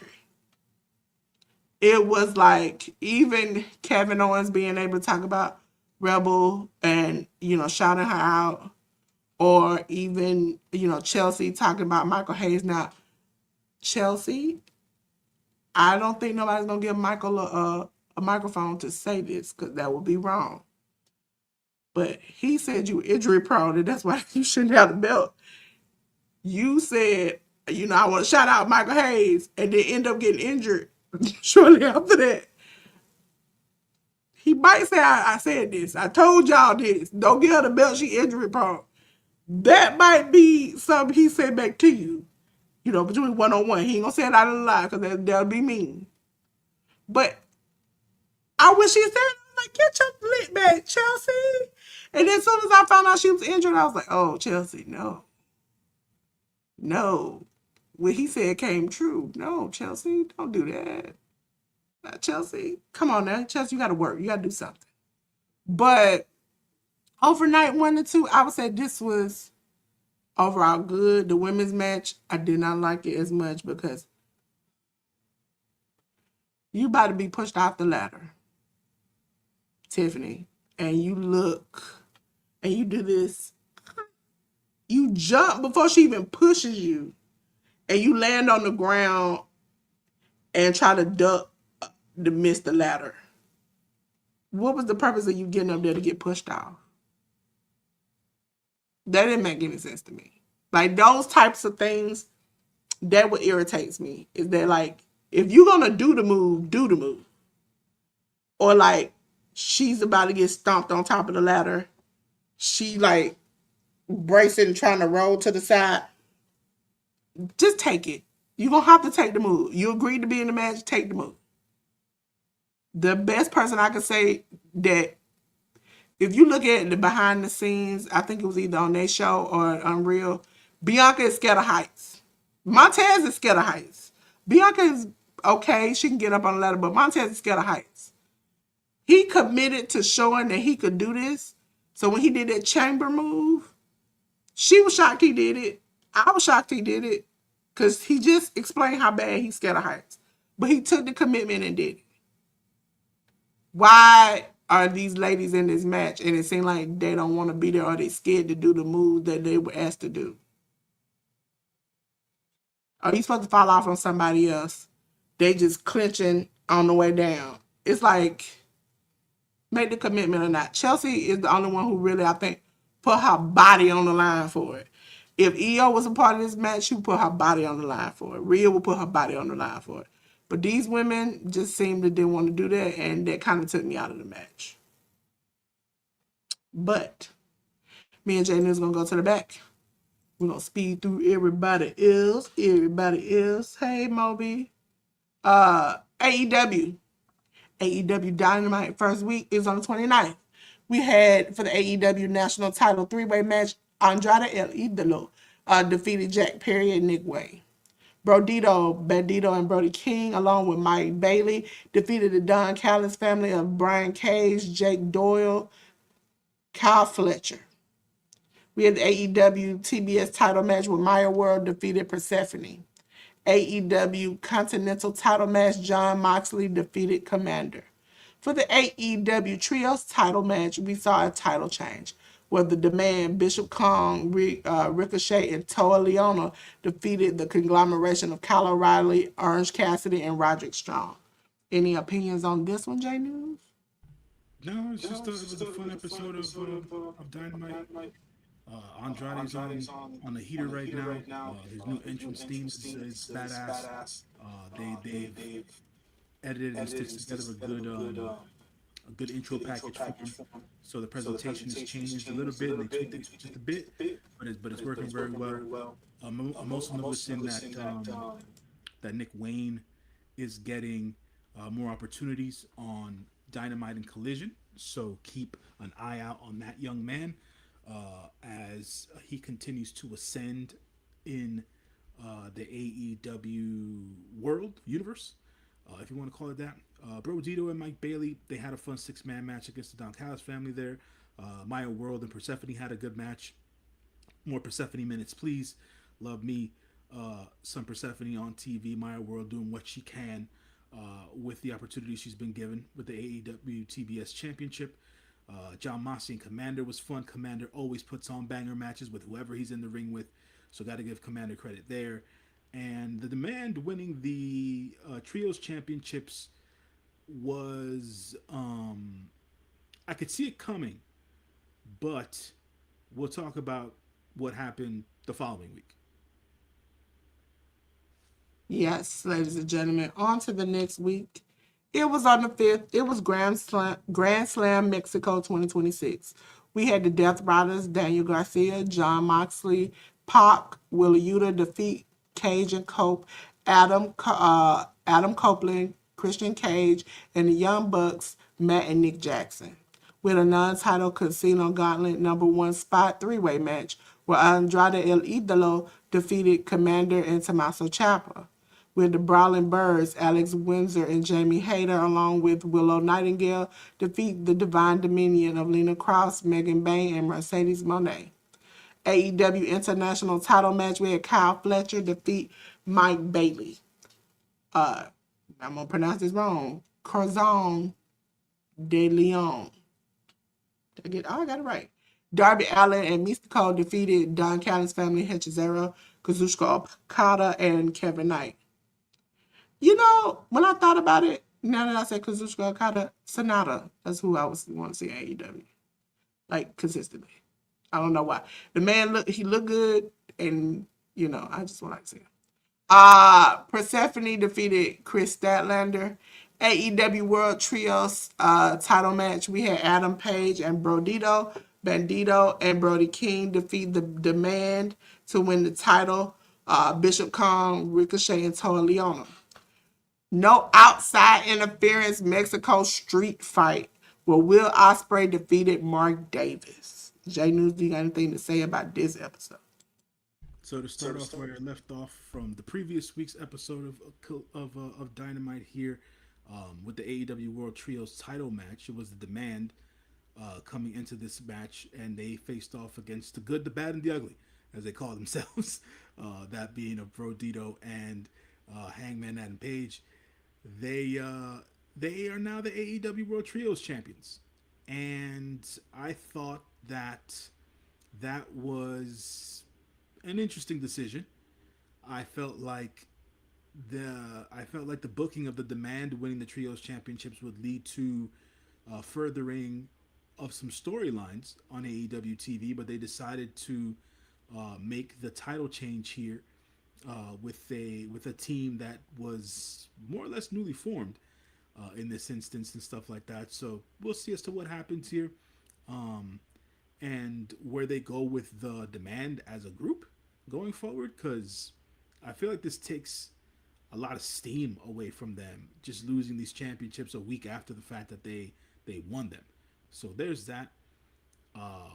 The Will Ospreay versus Mark Davis Mexico City Street Fight was hella creative. I got to give the guys credit there for what they put together there. Hella creative, hella fun match there. Blood, forks, steel chairs, barbed wire, you name it, they did it. All within the capacity of Arena Mexico. Persephone and Chris Statlander was a fun match until the shenanigans began at the end of the match. Didn't care for the shenanigans, but you know they're still trying to play up this feud that that Chris Statlander is supposed to be having with Hikaru Shida, as well as now they're heading towards Persephone trying to gain more gold at the CMLL level, with her going after Thunder Rosa, because Thunder Rosa was at ringside during the match as she looked on. So that foray of women are going to be interchangeable with one another in the next coming couple of weeks. The 6-man title match between Jericho, Darby Allin, and Mystico versus the Don Callis family was fun. Not much to do there. Not much to say there. Kyle Fletcher and Mike Bailey was the match of the night. Basically, we expected a great match. We got a great match, and it did what it did. And Kyle Fletcher retained, and that was what it was. Always cool to see the Brawling Birds on TV. I'm a big fan of Alex Windsor and Jamie Hayter. Willow Nightingale looking as well as Willow Nightingale can look. She they went in there and they defeated the Divine Dominion of Lita Cross, Megan Bayne, and Mercedes Moné. Mercedes taking the pin in this match as Willow Nightingale got the pin on Mercedes. So we'll see as to how their feud progresses in the coming weeks towards All In. Andrade El Idolo versus Commander and Tommaso Ciampa was fun. Tommaso Ciampa, man. Tommaso Ciampa needed to be in AEW years ago. The character that Tommaso Ciampa is playing right now has been hella fun, hella rugged, very intense, very violent, but yet it's still, his very intense high impact style that he brings to the ring for a guy his size, right? For someone who's quote unquote smaller and stuff like that. So Tommaso Ciampa fun, Commander always doing fly stuff, and Andrade, he can't be stopped right now. He just can't be stopped. And the Death Riders versus Cajun Cope and the Bucks. That was a fun entry level match, or should I say starting match for Grand Slam Mexico. Grand Slam Mexico seemed to have been received very well, from what I understood of the discourse being had online. So they did well from a critical perception standpoint, and they also did well from a ticket sales perception standpoint, because there had been news that was put out during the week that AEW had only sold about 6,000 or 7,000 tickets to Grand Slam Mexico. Didn't look that way to me. From my perspective, watching the show, the place looked packed. They kept on saying capacity crowd. I saw maybe a smattering of empty seats in there. So and Arena Mexico holds about 16,000 people. So I would say upwards of about 10,000 people were in that arena, and the fans were on one at Arena Mexico that night. The fans were great. So I can't wait for AEW to go back to Arena Mexico next year. Hopefully they finally give Arena Mexico and the Mexican fans some what they've been looking forward to. And if Kenny Omega is healthy for next year's Grand Slam Mexico event, he's a part of it. But outside of that, I thought they did a great job at Grand Slam Mexico this year. Yes, ladies and gentlemen, Jenny's gonna come to the back with me. We're gonna go over to Ring of Honor. First episode we're gonna cover is episode 177 on the 31st. We had ROH pure title match where Lee Moriarty defeated Angelico. Okay. Emi Sakura defeated Viva Van. Diamante defeated Ali Catch. AR Fox defeated Soleil. So Yep, you said it right. So there. I always think I'm pronouncing it wrong, and then I'm like, yeah, I'm right. Pure Rules match, we had Steph Delano defeating Rachel Ellery. We had Trish Adora defeating Angelica Risk. Julissa Mexa defeated Vixen. We had grizzled young veterans James Drake and Zach Gibson, along with the Kingdom of Matt Taven and Mike Bennett, defeat Buster in the Brain, Alex Price, and Jordan Oliver, along with the Von Erichs of Marshall and Ross Von Erich. We had Zeta Steele defeating Sarah Leon, and Juice Robinson defeating Anthony Henry. Do you got anything to say about this, J News? I'll run this as quick as I can. Lee Moriarty versus Angelico was a hell of a Pure Rules match. If folks want to go see a highly technical match between what we would deem traditional technical wrestling and that Jave Mexican style wrestling, y'all should go back and watch Lee Moriarty versus Angelico. That was a hell of a match. Emi Sakura versus Viva Van started off a little bit sloppily, but Emi Sakura, as the veteran that she is, was able to take control of the match and got Viva Van through the rest of the match. And it ended up being a decent contest. Diamante versus Ali Catch was a hard-hitting affair. Good to see Ali back on ROH TV/AEW TV. I want bigger things for Ali and stuff like that. And Diamante continues to prove her worth on ROH TV. AR Fox versus Soleil was a hell of an encounter. So shout out to Fox's Soleil. Soleil, for folks who don't know, under the mask is Sydney Akeem, a formerly known as Reginald. What was he? What was the title they gave him to Carmella? The I forget. But anyways, yeah, Sidney Akeem. He used to be on WWE TV as well as a sommelier. There you go. He used to be Carmella sommelier back in the day. But the match between AR Fox and Soleil was a banger as well, with their levels of athleticism and creativeness in there. I was disappointed in the Pure Rules match between Steph DeLander and Rachel Ellering. I I don't know why. Just based on her GCW stuff and her stuff on the Indies, I expected more from Steph in this match. But it was a real quick match. I think it was less than 5 minutes. Rachel Ellering is more or less the standard bearer and Jesus Christ, why am I losing my terms? She's the standard bearer and gatekeeper of the ROH women's division, aka the Women of Honor. So I thought that the match could have been better. It was a little bit clunky, but now Steph is going to be trying her hand at the Pure Rules division and she's going to be getting a Pure Rules title match versus Deonna Purrazzo come Death Before Dishonor. So we'll see that at towards the tail end of the month. Trisha Dora versus Angelica Risk was another fun match. Julissa Mexa and Vixen burned it down in their match. So if I'm talking about the Women of Honor on this particular show, even though these two women aren't signed to ROH/AEW, Julissa Mexa and Vixen should be, but folks should go back and watch that match. The GYV and the Kingdom together are hilarious. Those two tag teams, man, they're hella entertaining when given the opportunity. The Kingdom's got a new all computerized version of themselves, and this match was fun versus Busta and the Brain and the Von Erichs. The Von Erichs looking much better with their in ring and stuff like that, and Busta and the Brain never disappoint me. So that was fun.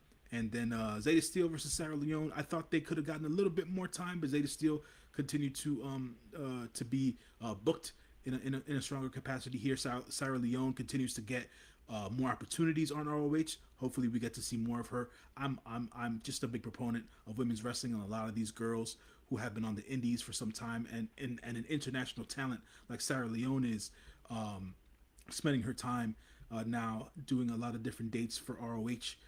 And stuff like that. She's been seen a lot there, so I hope that she continues to get more opportunities there. And then Juice Robinson versus Anthony Henry was a decent enough main event, but nothing to write home about. Yes, ladies and gentlemen, we're going to move on, and Jaden's going to come back here with me to episode 178 on the 6th. We had the ROH Women's World Title Proving Ground match where Athena defeated Janai Kai. Queen Aminata defeated Rachel Leigh. We had Beef defeat Matt Menard. Eddie Kingston and Ortiz defeated RPG Vice, Rocky Romero, and Trent Beretta. Miles, that's what I'm going to call him, because every time I mess up here, Tahuti.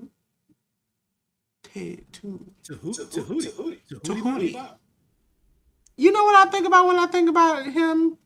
I can never pronounce the drink right. You remember is it Tahitian? Whatever it is, drink.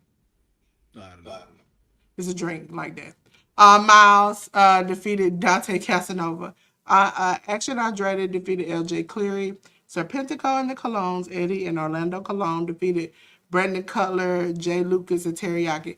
Why is Brandon Cutler still here? It makes me mad. MXM, Mansoor, and Mason defeated Aaron Solo and Nick Camarado. With ROH Women's Television title match where Red Velvet defeated Isla Dawn and Adam Priest, Dalton Castle, and Outrunners of Truth and Torbert Floyd defeated Griff Garrison, the Lethal Twist of Blake Christian, Jay Lethal, and Lee Johnson. Jay, you got anything to say about this?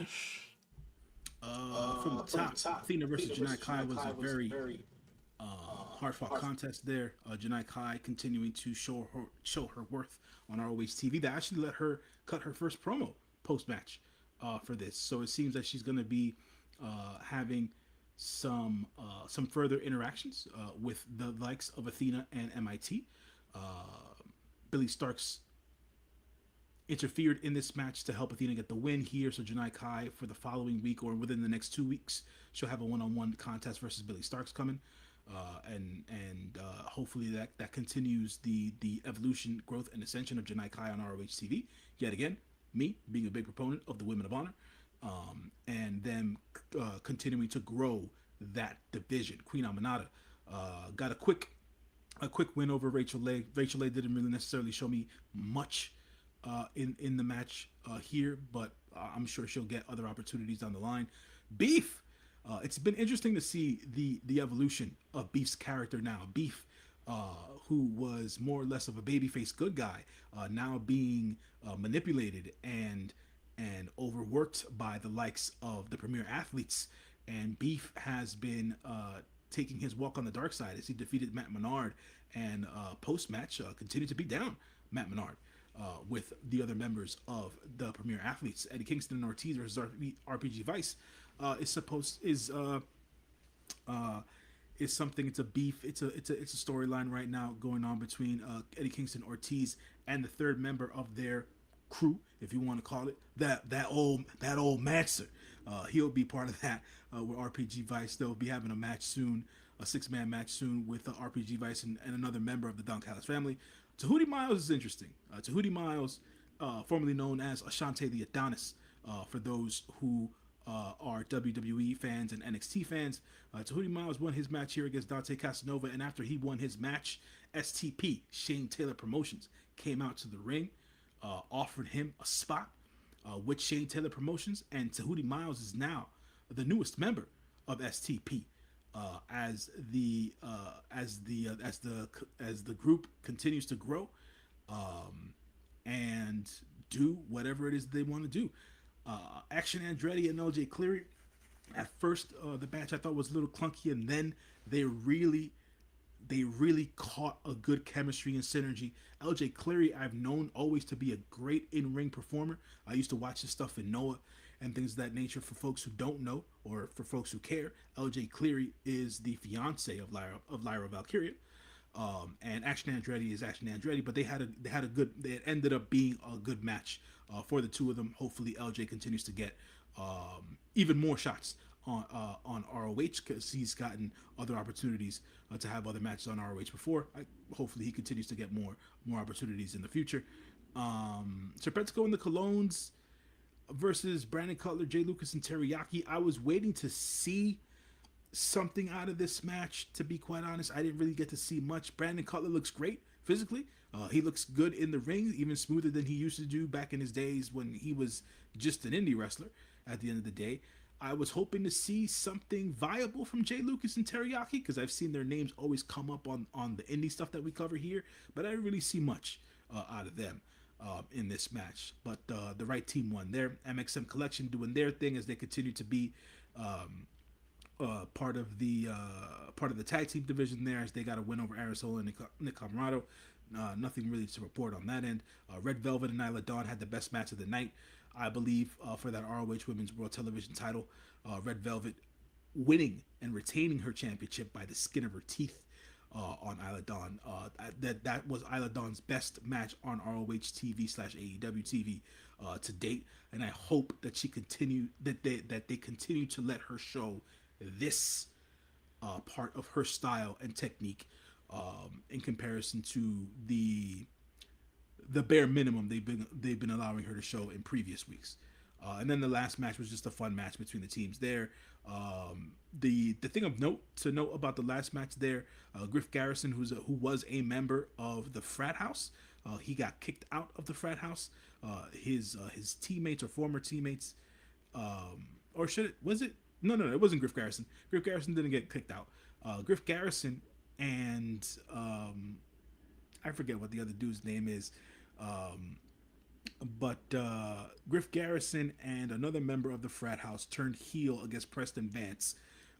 Preston Vance used to be 10 of the Dark Order. They beat him down, and then members of the Dark Order, Evil Uno and Alex Reynolds, came down for the save. They hugged it out, and it seems like Preston Vance is now back with the Dark Order. So that's the main thing to take away from that match there. Thank you so much, Jay News. Jay News is coming to the back with me. We're going to go over to AEW Collision. AEW Collision episode 155 on the 30th on TBS. We had AEW World Trios title match where the Demand, Bishop Khan, Ricochet, and Toa Leona defeated the Rascals of David and Xavier, Myron Reed, and Zachary Wentz. We had Tommaso Ciampa defeat Nick Comoroto. Hazuki and the Brawling Burrows of Alex Windsor and Jamie Hayter defeated MIT of Athena, Billy Starks, and Diamante. Bang Bang Gang. Bang Bang. Listen, they came back to win with Austin and Ace Gunn, Colton Gunn, and Juice Robinson. Defeat the Death Riders of Claudio Castagnoli, John Moxley, Pac, and Willa Yuta. And Chris Statlander defeat Aura Tevis in a minute and 28 seconds. She stumped her out. Commander defeated Jay Lethal. Will Ospreay defeated Daniel Garcia. You got any thoughts on this show? Quick rundown: the Demand got their lone AEW Trios title defense here against the Rascals. The Rascals continue to get minutes on TV every week. I'm not mad at that. Tommaso Ciampa and Nick Comoroto. I was surprised at how they structured that match. It was more or less of a of a squash win for Ciampa over Nick Comoroto, who's a pretty big dude. But Ciampa was able to do with him what he wanted. The AEW fan base seems to love Hazuki. So more Hazuki on AEW TV, please. The Bang Bang Gang versus Death Riders match was fun. Chris Statlander won in a squash over this young lady named Aurora Teves. I didn't even know who she was. Commander and Jay Lethal put on a very competitive contest. Commander doing his death-defying off the top rope stuff, and Jay Lethal being the grounded veteran that he is. And Will Ospreay versus Daniel Garcia, I knew could turn into something fun and highly competitive, and it was. It still shows me that Danny can hang with the guys who are at the top of the food chain. Whether or not he ever develops a character that fans can grab can resonate with and latch onto, that's another question altogether. But in ring, Danny can hang with mostly anybody, and obviously, Will Ospreay's always going to put on a hell of a match.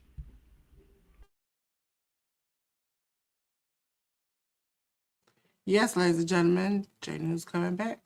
We're going to go over to episode 156 that happened on yesterday on TBS. We had the Continental Challenge Cup first round match where Claudio Castagnoli defeated Ace Austin. We had the Brawling Birds, Alex Windsor and Jamie Hayter defeat Vert Vixen and Viva Van. We had Continental Challenge Cup first round match. Orange Cassidy defeated Matt Sydal. We had the Rascals, Desmond Xavier and Zachary Wentz defeat Aaron Solo and Stephen Furte. Mike Bailey defeated Myron Reed. We had Hikaru Shida and Persephone defeat Hayat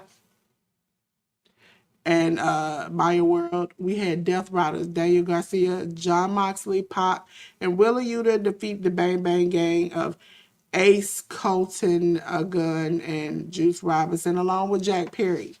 And the last match of the night, the Continental Challenge Cup first round match where Eddie Kingston defeated Jack Doyle. Anything you have about this match, J News? The AEW Continental Challenge Cup matches. That being Claudio versus Ace Austin, Orange Cassidy versus Matt Sydal, and then Eddie versus Jake Doyle. They all banged. Credit to those guys. I didn't know what to expect out of Eddie versus Jake, but that turned into something that I was used to seeing in the mid '90s on All Japan, and that's just a testament to what Eddie Kingston and Jake Doyle can do. Orange Cassidy and Matt Sydal was a evenly fought contest throughout. Those guys had counters to each other's counters, and they brought it for one another. It was great to see Matt Sydal be able to wrestle at that level again after 26 months of being off for injury. And Claudio and Ace Austin, man, just tremendous, tremendous. Got to give those guys credit there. The Brawling Birds basically had a squash match versus Vert Vixen and Viva Van. Not much to really report there, but it was nice to see Vert Vixen and Viva Van get collision minutes. Aaron Solo and Stephen Forte were just a squash match for the Rascals, really, of Dez and Zach, who seem to be wanting further further evolution for themselves as they go on to want to have shots maybe at the tag team championships, maybe at the trios championships in the not so distant future. Mike Bailey versus Myron Reed was a hell of a contest. Those two, man, they killed it last night. That was the match of the night right there. Myron Reed versus Mike Bailey. Those two guys, props to them. Hikaru Shida and Persephone. Look, I was harsh on Hikaru Shida not too long ago via the review on the True Heel Heat podcast for the Redemption pay-per-view about her abilities in the ring. And I got to give it to her here. She healed it up, and she was not she made an effort, not saying that this was on me, but she made an effort to improve her technique and hit stuff and hit her strikes more flush. And her and Persephone worked well together as a tag team, so we'll see as to where that goes. But High End and Maya World took the loss here. We'll probably see another rematch between Maya World and Hikaru Shida for the TBS Championship. Somewhere in there, you still have to look for Chris Statlander as well. So we'll see as to how all of that comes to a head coming towards All In. The Death Riders match versus the Bang Bang Gang was fun. That was more or less of an allusion to the Jack Perry versus John Moxley match for the Continental Cup match that they're going to be having on Dynamite. So this was a precursor to that. And we'll see as to what kind of match that turns out to be on Dynamite. But that was a fun 8-man tag there for Collision. Thank you so much. J News is coming in the back with me. We're going to go over to AEW Redemption. Happened last week. For the buy-in on the 26th, you can still watch that on YouTube, is the AEW World Trios title match with a conglomeration. Kyle O'Reilly, Ernst Cassidy, and Roderick Strong defeated the Lethal Twist of Blake Christian, Jay Lethal, and Lee Johnson. On to the main part of the pay-per-view. We have the AEW. Okay, there we go. The AEW number one, AEW International title number one contendership 6-way ladder match where Mike Bailey defeated El Colon and Jack Perry and Commander and Nick Wayne and the Beast Mortos. The Young Bucks, Matt and Nick Jackson, defeated the Death Riders of John Moxley and Will Ospreay.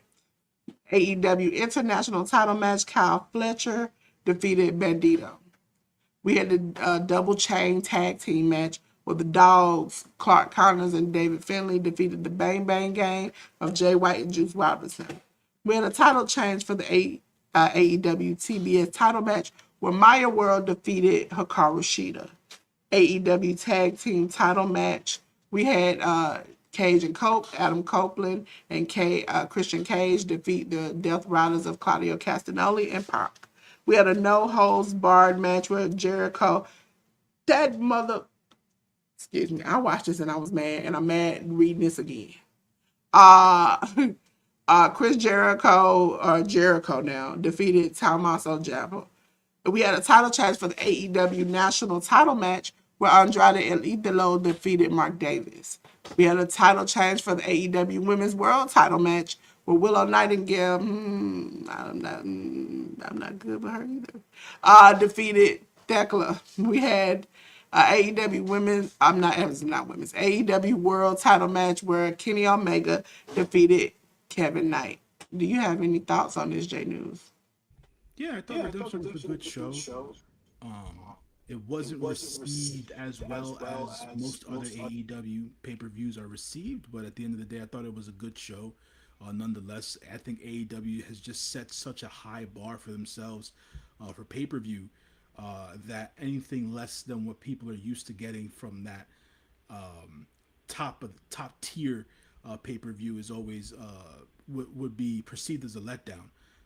But I thought it was a fun show. I thought it was a good show, a good 7.5 out of 10 for an overall show. I think the only just because of the overall feel of the show, not necessarily because of the wrestling, the only match that was more or less a letdown during the show was the double chain tag match between the Dogs and the Bang Bang Gang. It just didn't suit them for what had been for that event, for that pay per view. That double chain match just didn't work very well. That's really most I had to say there. That was the letdown match. I'm sorry, that was one letdown match, and then Maya World versus Hikaru Shida was a letdown match as well. I was very harsh upon Hikaru Shida and her in-ring work in this match. Maya World for her abilities and her tenure in the wrestling business. Yes, there are times where Maya can work very fast, and that can work against her in a match and whatnot. And there can be certain spots during the match where she can do better to sell certain things as well. But she wasn't the most glaring bad part of this match. Hikaru Shida just was not good in this match. But the title change I thought was a surprise as well. Maya came out of that match winning the CBS Championship, and hopefully she can make something of the opportunity, and continue to ride that high wave that she's been on since the Owen Hart tournament. Cajun Cope versus the Death Riders I thought was an excellent match. Jericho versus Tommaso Ciampa was a fun hardcore match between the two. Jericho getting the win there against Tommaso Ciampa, I guess, was necessary because Tommaso Ciampa seemed to have been getting the one up on Jericho throughout all the weeks on TV. So Jericho, with his Painmaker gimmick, coming out and doing all the hardcore stuff, got the win there. I didn't mind it. I thought it was going to be a hardcore match. We got the hardcore match that we wanted with the hardcore spots, and that was good enough for me there. Andrade versus Mark Davis was a good match. I thought that they didn't get much time, or was it that they didn't get much time? No, it's not that they didn't get much time. It's more or less that where it was placed on the card, I thought was a bit detrimental to them in that sense for Andrade and Mark Davis. But Andrade won the national championship here. The match was decent at the end of the day. Like I said, not one of those matches that you're gonna write home about and are considered match of the year, but it was a good match nonetheless. Willow versus Tekla was a great match. Tekla can do no wrong in my eyes right now, and obviously you guys know I'm a big fan of Willow Nightingale, and Willow getting the win here, and earning the AEW Women's World Title. It was expected. Don't get me wrong. I myself preferred if Tekla would have retained here, just because of the work that Tekla has been doing as AEW Women's Champion. But I do understand this. I do understand the story that they're going after with Willow against Mercedes. So we'll see how that develops and how that goes forward into All In. And then Kenny Omega versus Kevin Knight was exactly what I thought it was going to be. It was a banger match. I knew Kevin was going to be able to hang with Kenny Omega, and Kenny Omega he is back to being the cleaner, the best spot machine, and all that jazz. And Kenny retained the championship against Kevin Knight, which we knew we should. The post match angle was really what everybody was ended the night talking about there with Kenny Omega and Will Ospreay as we head towards All In. Yes, ladies and gentlemen, J News is gonna come back here. Matter of fact, I'm gonna come up here. Okay. Thank you to Charles who liked this. Okay. Now back to the ladies and gentlemen, we're gonna talk CMLL, AEW. They had a few shows. J News can pronounce that. CMLL Semana Internacional. CMLL versus AEW. We had this for August 4th, which I believe was Tuesday. So we had a match, a Relampago Lightning match. It was Leon Cage of Rev Pro defeating Max Star. Another Relampagos match we had for the ladies. We had Candela and Kira defeat High-End and Maya World in a tag match there. Another Relampagos match we had Los Hermanos Calavera Jr. The first and Calavera Jr. the second defeat the Swirl of Blake Christian and Lee Johnson. And another Relampagos match we had Austin Aries of MLW defeat Esfinge for the New Japan Strong Openweight Tag Team title match. Los Hermanos Chavez, the current champions, Angel de Oro and Niebla Roja, they retained their championships against the House of Torture members Doki and Yujiro Takahashi. Neon, Ultimo Guerrero, Jelua, and Zandokan Jr. Defeated Don Callis family members Brian Cage, El Clone, Hechicero, and Volador Jr. On another match at Lampalo, we had Soberano Jr. defeat Commander in what was a flippy dippy, high flying extravaganza. if folks want to go back to go see that, I want to see more. I want to see. I don't know if he's interested in it, but I would like to see Soberano Jr. Make some appearances on AEW TV if he's up for it. I think he's got a lot of charisma. I think his style works for what AEW is currently doing with their in-ring product. I would like to see him take some shots on AEW TV or ROH TV just to see as to how it goes over. Barbaro Caverdario defeated Bandito. In the AEW TNT title match, we had Kevin Knight, the champion, defeat Titan. And then Kyle Fletcher defeated Mascara Dorada in what was hailed as one of the better matches of that week. Yes, ladies and gentlemen, on to the second day that happened on yesterday. Yes, this was Saturday. We had Los Forajidos, El Coyote, Pólvora, and Vaquero Jr. Defeat Atrapasueños, my bad, Espíritu Negro, and Rey Cometa and Fuego. Johnny Robbie, always nice to see Johnny Robbie, along with Tessa Blanchard and Thunder Rosa. They defeated Keira, Reina Isis, and Zuxis.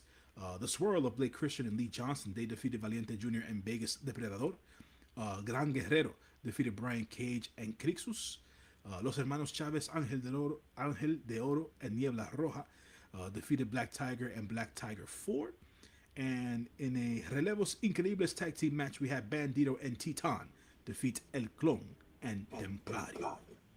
Thank you.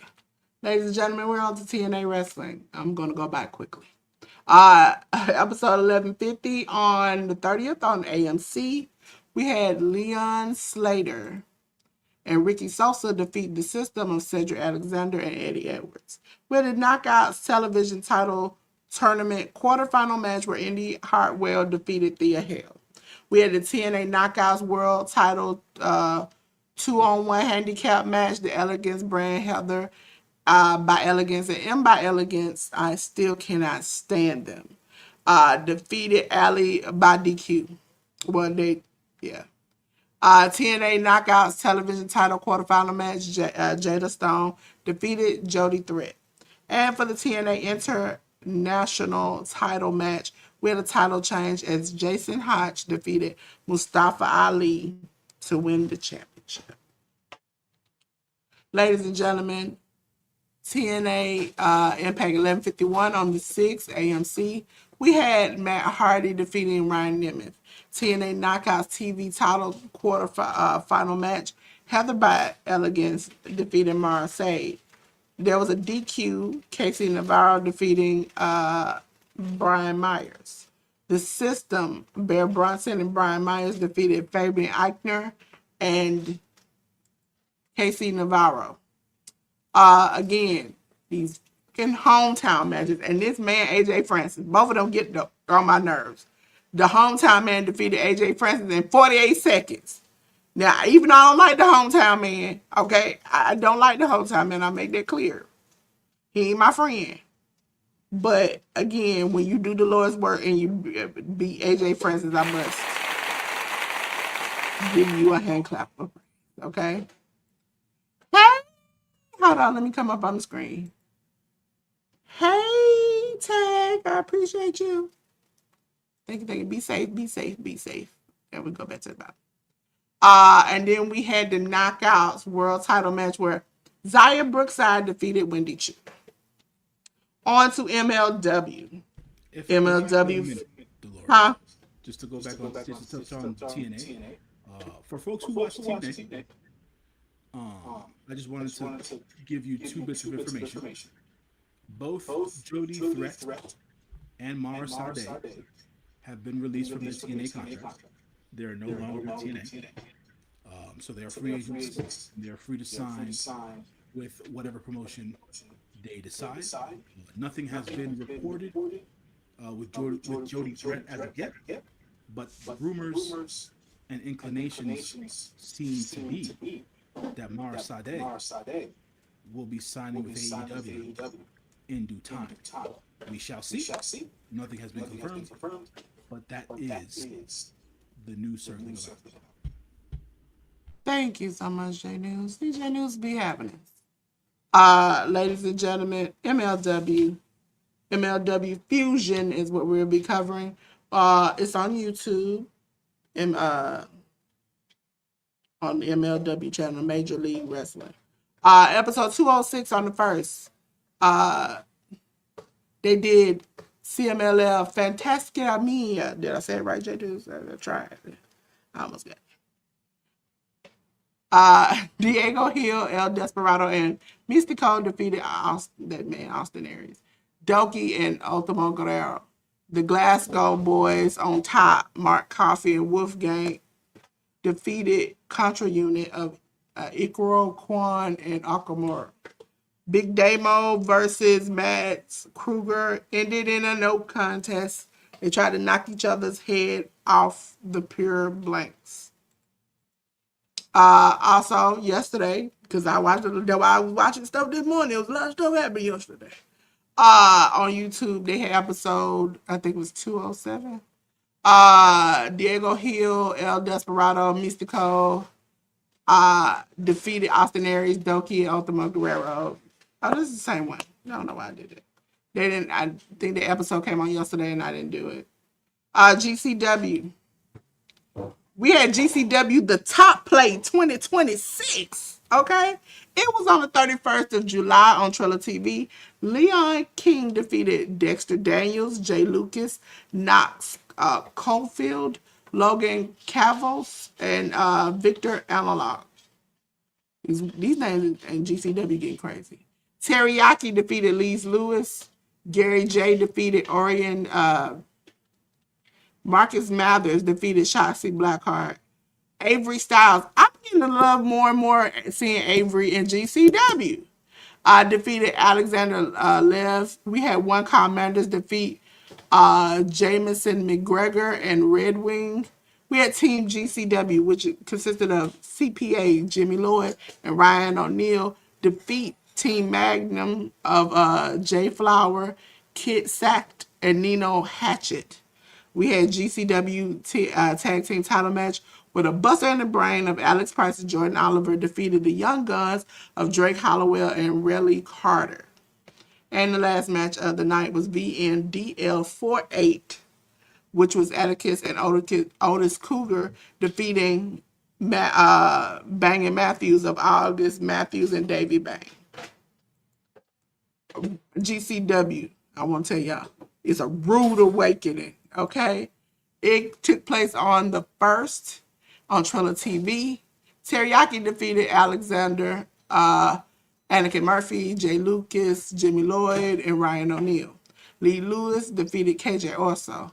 Vipers defeated Gary J. In a non-title match, Otis Cougar defeated one Kyle Manders. Marcus Mathers defeated Avery Styles.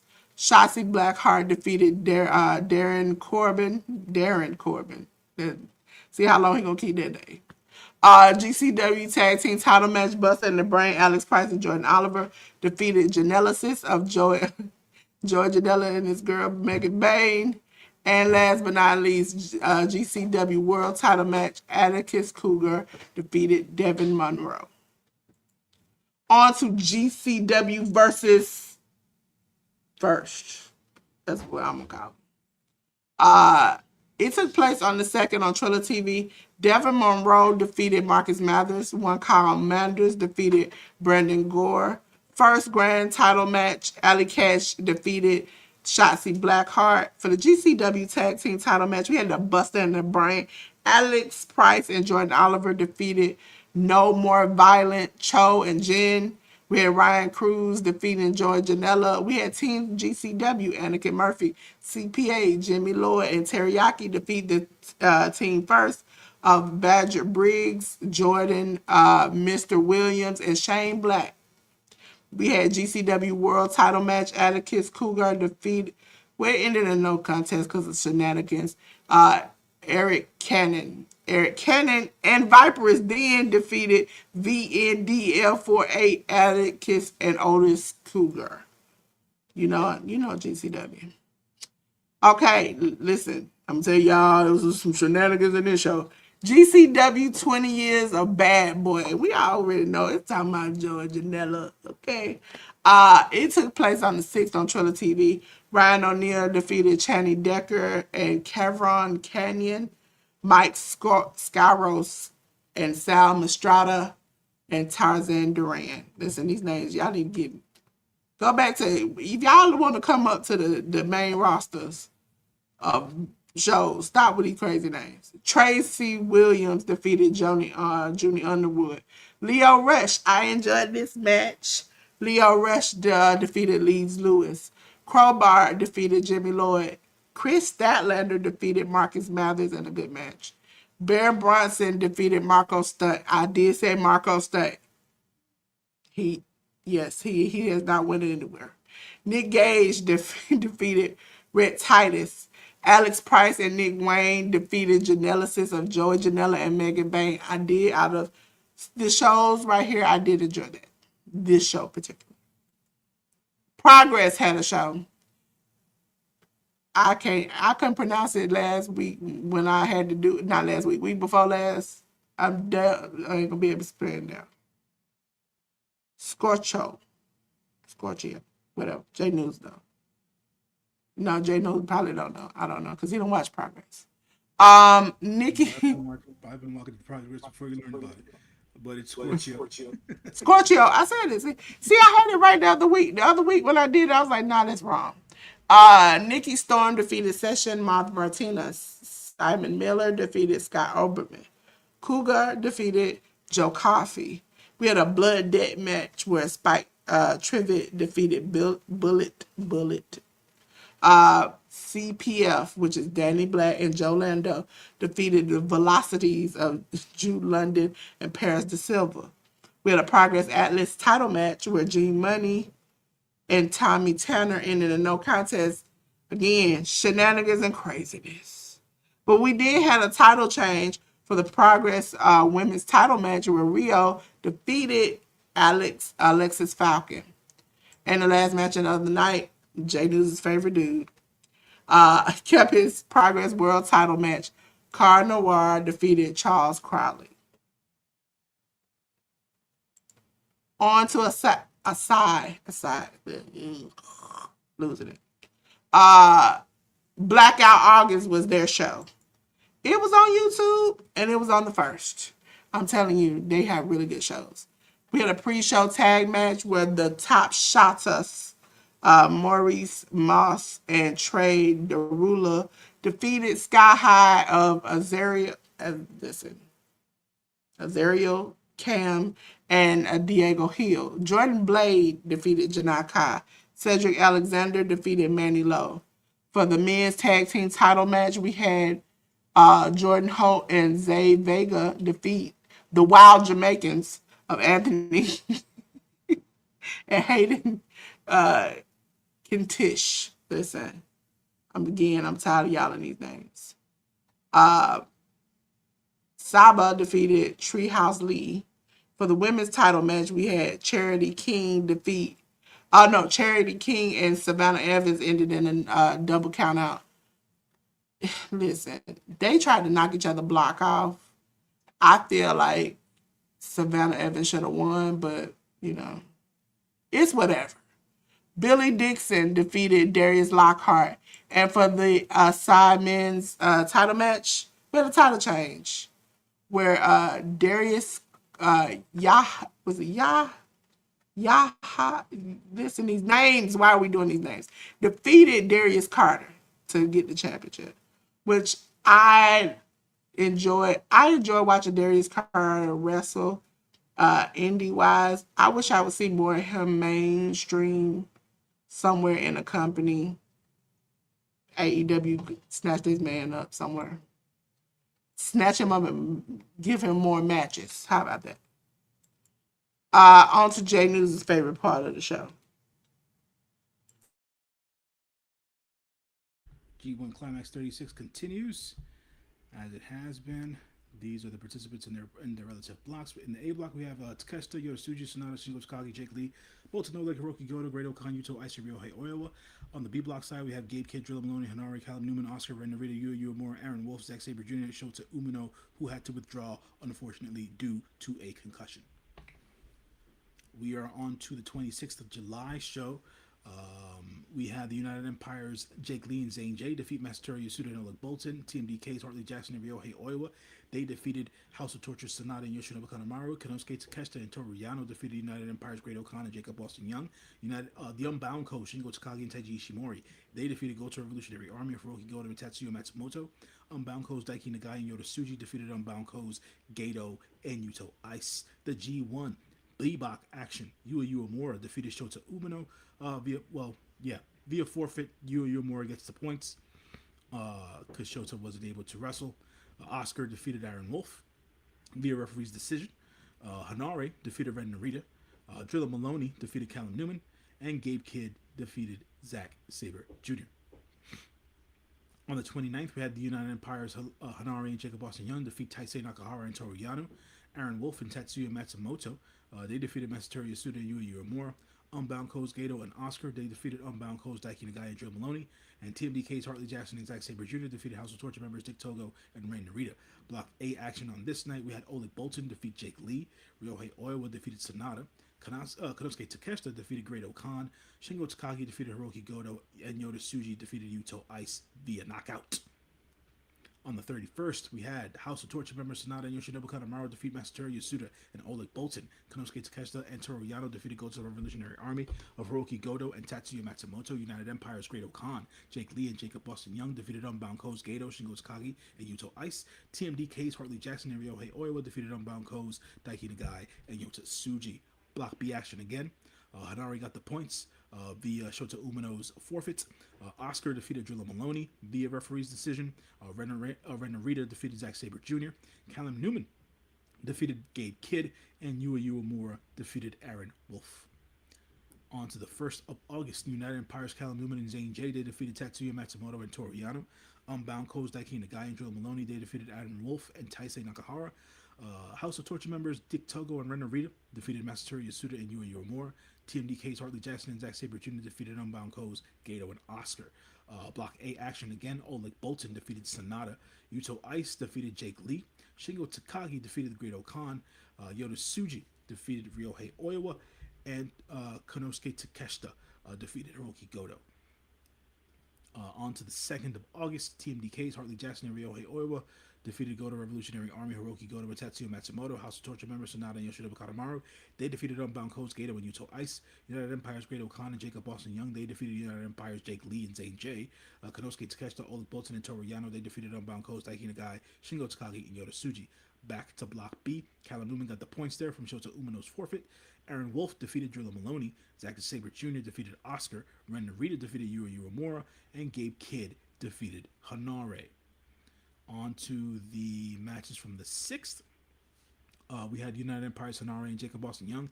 They defeated Masatori Yasuda and Yua Uemura. House of Torture's Dick Togo and Ren Narita. They defeated Aaron Wolf and Tatsuya Matsumoto. United Empire's Callum Newman and Zane J. They defeated Unbound Co's Gato and Oscar via countout. TMDK's Hartley Jackson and Zack Sabre Jr. defeated Unbound Co's Daiki Nagai and Drilla Maloney. Back to Block A. Sanada. He defeated Yuto Ice via countout. Jake Lee defeated the Great Okan via DQ. Ryohei Oiwa defeated Hiroki Goto. Shingo Takagi defeated Konosuke Takeshita. And Oleg Bolton defeated Yota Tsuji. And the show that happened yesterday on the 8th, Block B match here. Gabe Kidd got the points via forfeit from the Shota Umino match that didn't happen. The tag matches. Goto Revolutionary Army of Hiroki Goto and Tetsuya Matsumoto defeated Masatori Yasuda and Oleg Boltin. TMDK's Harley Jackson and Ryohei Oiwa. They defeated the United Empire's Jake Lee and Zayn J. Konosuke Takeshita and Toru Yano, they defeated House of Torture, Sonata, and Yoshinobu Kanemaru. United Empire's Great Okan and Jacob Austin Young, they defeated Unbound Co's Daiki Nagai and Yoda Tsuji. Unbound Co, Shingo Takagi and Teiji Ishimori, they defeated Unbound Co's Gato and Yuto Ice. Block B continues.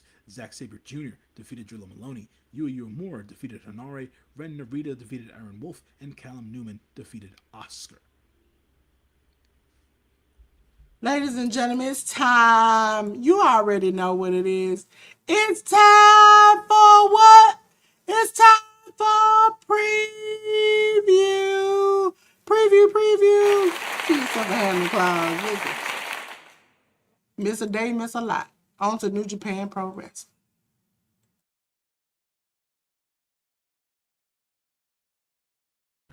So we had matches that happened earlier this morning. I will not give you guys the results because I don't have them on hand. But the matches that were on for today: Shota Umino versus Taisei Nakahara. Oh no, I'm sorry, Shota Umino and wait a minute, time out. Hold on, I don't like this because this is gonna confuse the hell out of me when I'm misreading stuff. So I'm gonna do this based on the results for the day. So today was August 9th. I'll give you guys the results from top to bottom. We had Taisei Nakahara and Toru Yano. They went up against Gato and Oscar from the Unbound Code. Gato and Oscar won that match. We had Tatsuya Matsumoto and Aaron Wolf. They lost to the United Empire, Zayn J and Callum Newman. We had Dick Togo and Ren Narita from the House of Torture. They defeated Daiki Nagai and Drilla Maloney of the Unbound Co. Hartley Jackson and Zack Sabre Jr. of TMDK. They defeated Jacob Austin Young and Hanare from the United Empire. We then go on to further Block A action. We had Ryohei Oiwa defeat Jake Lee. We then had Konosuke Takeshita defeat Sonata. We then had Yoda Tsuji defeat the Great Okan. We then had Hiroki Goto defeat Boltin Oleg. And we then had Yuto Ice defeat Shingo Takagi. So on to the next bunch of matches to preview. We have here the last match of the Mexico tour for the international Semana Internacional, CMLL and AEW dates. We had Okamura and Shomakato. They're going to go up against Diamond and Oro Jr. Best 2 out of 3 falls, 6-man tag team match. We're going to have Los Herederos of El Cobarde, Felino Jr. and Hijo de Stuka Jr. Versus La Máquina de la Destrucción, El Elemental, Explosivo, and Máquina Letal. In a match relámpago, we're going to have Blue Panther versus Brian Cage. Black Tiger and Black Tiger 4 are going to go up against Los Hermanos Calavera, Calavera Jr. 1 and Calavera Jr. 2. The Swirl of Blake Christian and Lee Johnson, they're going to go up against Los Infernales of Averno and Euforia. And then El Clon and Hechicero of the Don Callis family will go up against Bandito and Místico. More New Japan stuff for the date of the 11th, which is on Tuesday. We're going to have Masatori Yasuda and Oleg Boltin go up against the United Empire's Great Okan and Jacob Austin Young. House of Torture, Sonata, and Yoshinobu Kanemaru, they're going to go up against Unbound Co, Shingo Takagi and Taiji Ishimori. United Empire's Jake Lee and Zayn J going to go up against Unbound Co's Daiki Nagai and Yoda Tsuji. Unbound Co's Gato and Yuto Ice will go up against Goto Revolutionary Army, Hiroki Goto, and Tatsuya Matsumoto. Block B action is going to involve Zack Sabre Jr. versus Hanare, Drilla Maloney versus Ren Narita, Callum Newman versus Aaron Wolf. Shota Umino's match is going to be forfeited as Oscar will get the points there, and then Gabe Kidd will have the main event versus Yuya Uemura. On the 12th, we're going to have Taisei Nakahara team with someone else go up against the Unbound Co's Daiki Nagai and Drilla Maloney. Masatori Yasuda and Yuya Uemura will go up against Unbound Co's Gato and Oscar. United Empire's Hanare and Jacob Austin Young, they'll go up against United Empire's Callum Newman and Zayn J. Aaron Wolf and Tatsuya Matsumoto will go up against TMDK's Hartley Jackson and Zack Sabre Jr. Block A action continues. Hiroki Goto is going to go one-on-one against Yuto Ice. The Great Okan will go up against Oleg Boltin. Jake Lee will face off against Yoda Tsuji. Shingo Takagi will go one-on-one against Sonata. And Konosuke Takeshita will face off against Ryohei Oiwa. On the 13th, we have the block action. Trillo Maloney is gonna get the points there for the match against Shota Umino. Hanari is gonna go up against Callum Newman. Gabe Kidd versus Ren Rita. Zack Sabre Jr. versus Aaron Wolf, and Yua Uemura versus Oscar. And then for the 15th so far, we have one match booked as an exhibition match. It's going to be Satoshi Kojima versus Hiroyoshi Tenzan for Tenzan's retirement match, which is why it's an exhibition match. This is going to be Tenzan's last match, his retirement match versus his longtime friend and tag team partner, Satoshi Koji. Yes, put J News back here. You know what I love? I love a little hardcore wrestling. So it's GCW. And it's GCW Homecoming weekend next weekend. And it'll be on Triller TV on the 15th, day one. It'll and then day two will be on the 16th. But 16th we come on, so we'll preview it then. Charles Mason and Slade versus Savage Gnomes of Bear Bronson and Gabby Forza. We have a Chola chain match. Viper versus Christian Napier.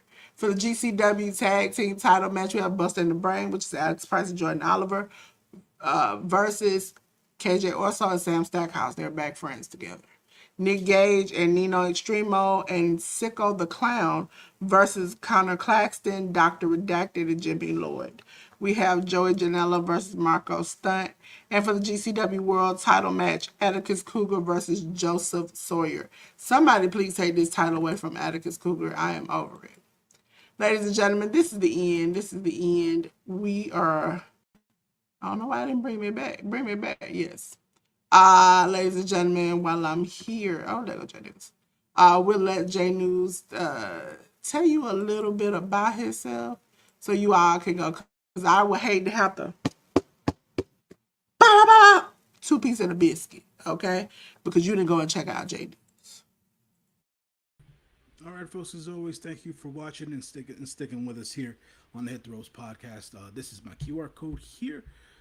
As Delores always puts up for me, my QR code takes you to all my socials, that be it Twitter, Instagram, and my Letterboxd account. My Letterboxd account has written reviews for all the movies I watch at the movie theater. I frequent the theater very, very often. I always choose to watch movies there instead of at home. So if you want to know as to what my viewpoints and reviews are on certain movies, you can go check out my Letterboxd account there, and check me out on Threads, Instagram, and Twitter as well. So as always, folks, thank you very much for watching and sticking with us, and we shall be back, I believe, next week to run down the week that was in pro wrestling. You're muted again, Delores. I keep muting.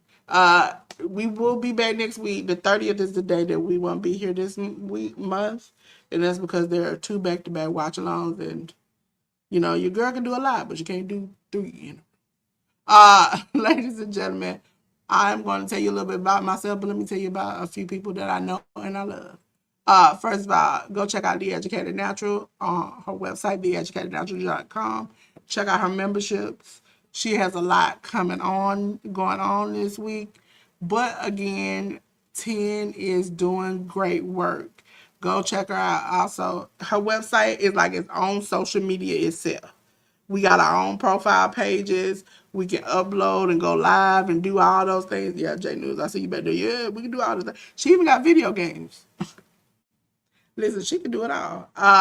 Check out theeducatednatural.com. Also, while you're there, if you're a woman and you just want to let your hair down, have somebody to talk to, somebody who can understand you and get, everything you need to get out. The women's closet is it. Trust me, I've been in there. This week I might have to go back in there again, but I like to talk to them and bounce ideas off, and it works very well. One of the women that I've gotten to know who's a great gardener is the Analytic Gardener. Please go check out her YouTube channel. Listen, she's over there. She over there killing bugs and everything. Listen, she over there fighting a good fight. Can't be me.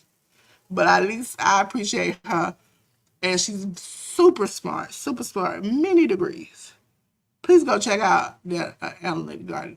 Another great gardener I love. And I manage her channel. It's Miss Shirley, the OG Gardener, live every Thursday, 7 p.m. Eastern Standard Time. Her and Cat Annie. And guess what, y'all? Miss Shirley has memberships now. So please go there and join. Listen, that cookbook, if you ain't over there in that membership, this is J News. Me and well, I helped Miss Shirley put a cookbook together. Okay, 50 whole pages. She gave away free. Farm to table. Tell you how to do recipe. Even tell you how to make ice cream. Everything you need all over there. Also, if you're on her top membership, she has a planner journal, which you can download and, get your life with. Make sure you check out Workhouse Wrestling Network. Gallop on over there to the Workhouse Wrestling Network. They cover AEW content. We kind of split it up. They do AEW content. I do WWE content. I do other content too. It's gonna come. It's gonna come. It's gonna come. But starting people out with WWE, then we're gonna work into the hardcore wrestling. As you all know, on the 30th, I will be doing Hola de Color. Yeah, pronounce it right, Jay? I get it. Watch along here at 12 p.m. Eastern Standard Time for where WWE and AAA they're together to make this happen. 3 p.m. I will be doing NXT Heatwave watch along so you all can watch it. It'll be on Peacock. Hola de Color will be on YouTube. So y'all come watch it with me. Have a good time. See what I see. See, listen, sometimes when I tell y'all about it, it's different than you see it. Also, ladies and gentlemen, I am proud to say, had a friend hit me up and she said, hey, I want to do something with this book. I got some poetry I want to do. And I was like, I could try to help. Okay. And I am glad to say that she published her book and I helped, how would you say it? I helped kind of coordinate the graphics that are in the book and make a lot of all the graphics in the book. So please go check her out. It is Live Life. Her name is Tina Gaddis. And I really love it. And she told me that I give y'all a little sneak peek and show y'all a page out of the book. So listen, I loved making it. I loved having it. It's my first time doing it. So listen, it's only up from here. Also, I did get my book that I have some published work in. So this is the third or fourth year in a row that I've gotten it. So I am so proud. It's one thing to have somebody publish your own work, and there's another to help somebody get their work published and get the artwork and stuff done for it. It's very beautiful. I love it. And her poems are very powerful. On to me. Listen, just like she called me, you got me, okay? I'm Delores from Delores Designs. Listen, I'm not just a pink girl in my pink world. Listen, I am here to help you. I'm a social media manager. I do graphic designs. Listen, your girl does everything. I even do crafting stuff. So hit me up. I got you. Listen, I'm not free. And I ain't cheap no more, okay? the price that went up since Sister Kate been doing some stuff, okay? Make sure you check out J News for all his stuff. Because you know J News, if you don't check out J News, he do fitness, he knows sports, not just wrestling. J News know baseball and everything else. He be over there on True Hill Heat. Listen, he big time. I'm little time. We work together. Ladies and gentlemen, before I get out of here, I want to say, J News, every time we step in here, it is on fire. Listen, J News. What J News, they come with me? J News is with me. We on fire, J News. We're on fire. Listen, J News got the blue fire, I got the pink fire. We're just setting it off every time we come in here. But J News, I look around. I started singing that song, the gospel song. I didn't want to take it there because it's Sunday. Okay? When I look around, I wonder, how are we going to get over this fire, J News? And when I think about it, I was like, maybe if I cut the lights off, did the lights still, look at the devil's trying to work in our favor. I said, no, J News. And it told me yes. I said, listen, what I'm going to do is I'm going to cut the lights off on it. Oh, well, look, J News, look how cool we are. We are very cool. Look at all the smoke around us, you know? We're 420 friendly, okay? Listen, ladies and gentlemen, me and J News, we appreciate you. And when I say appreciate you, we appreciate everybody who comes to subscribe to his channel, everybody on all the platforms, because we are now expanded. And we're testing out things on my stuff because we're going to eventually move it over to the Hit the Roads podcast social media. So right now we're on Patreon, TikTok. We everywhere you want to be. Okay, me and Jay. So make sure you come and check us out. Again, love you all. Thank you, 10 Tag, Crooked Peach. I forgot somebody over there. Michael over here. We everywhere, and we appreciate you. And until then, I'll see you next time. Bye. Peace.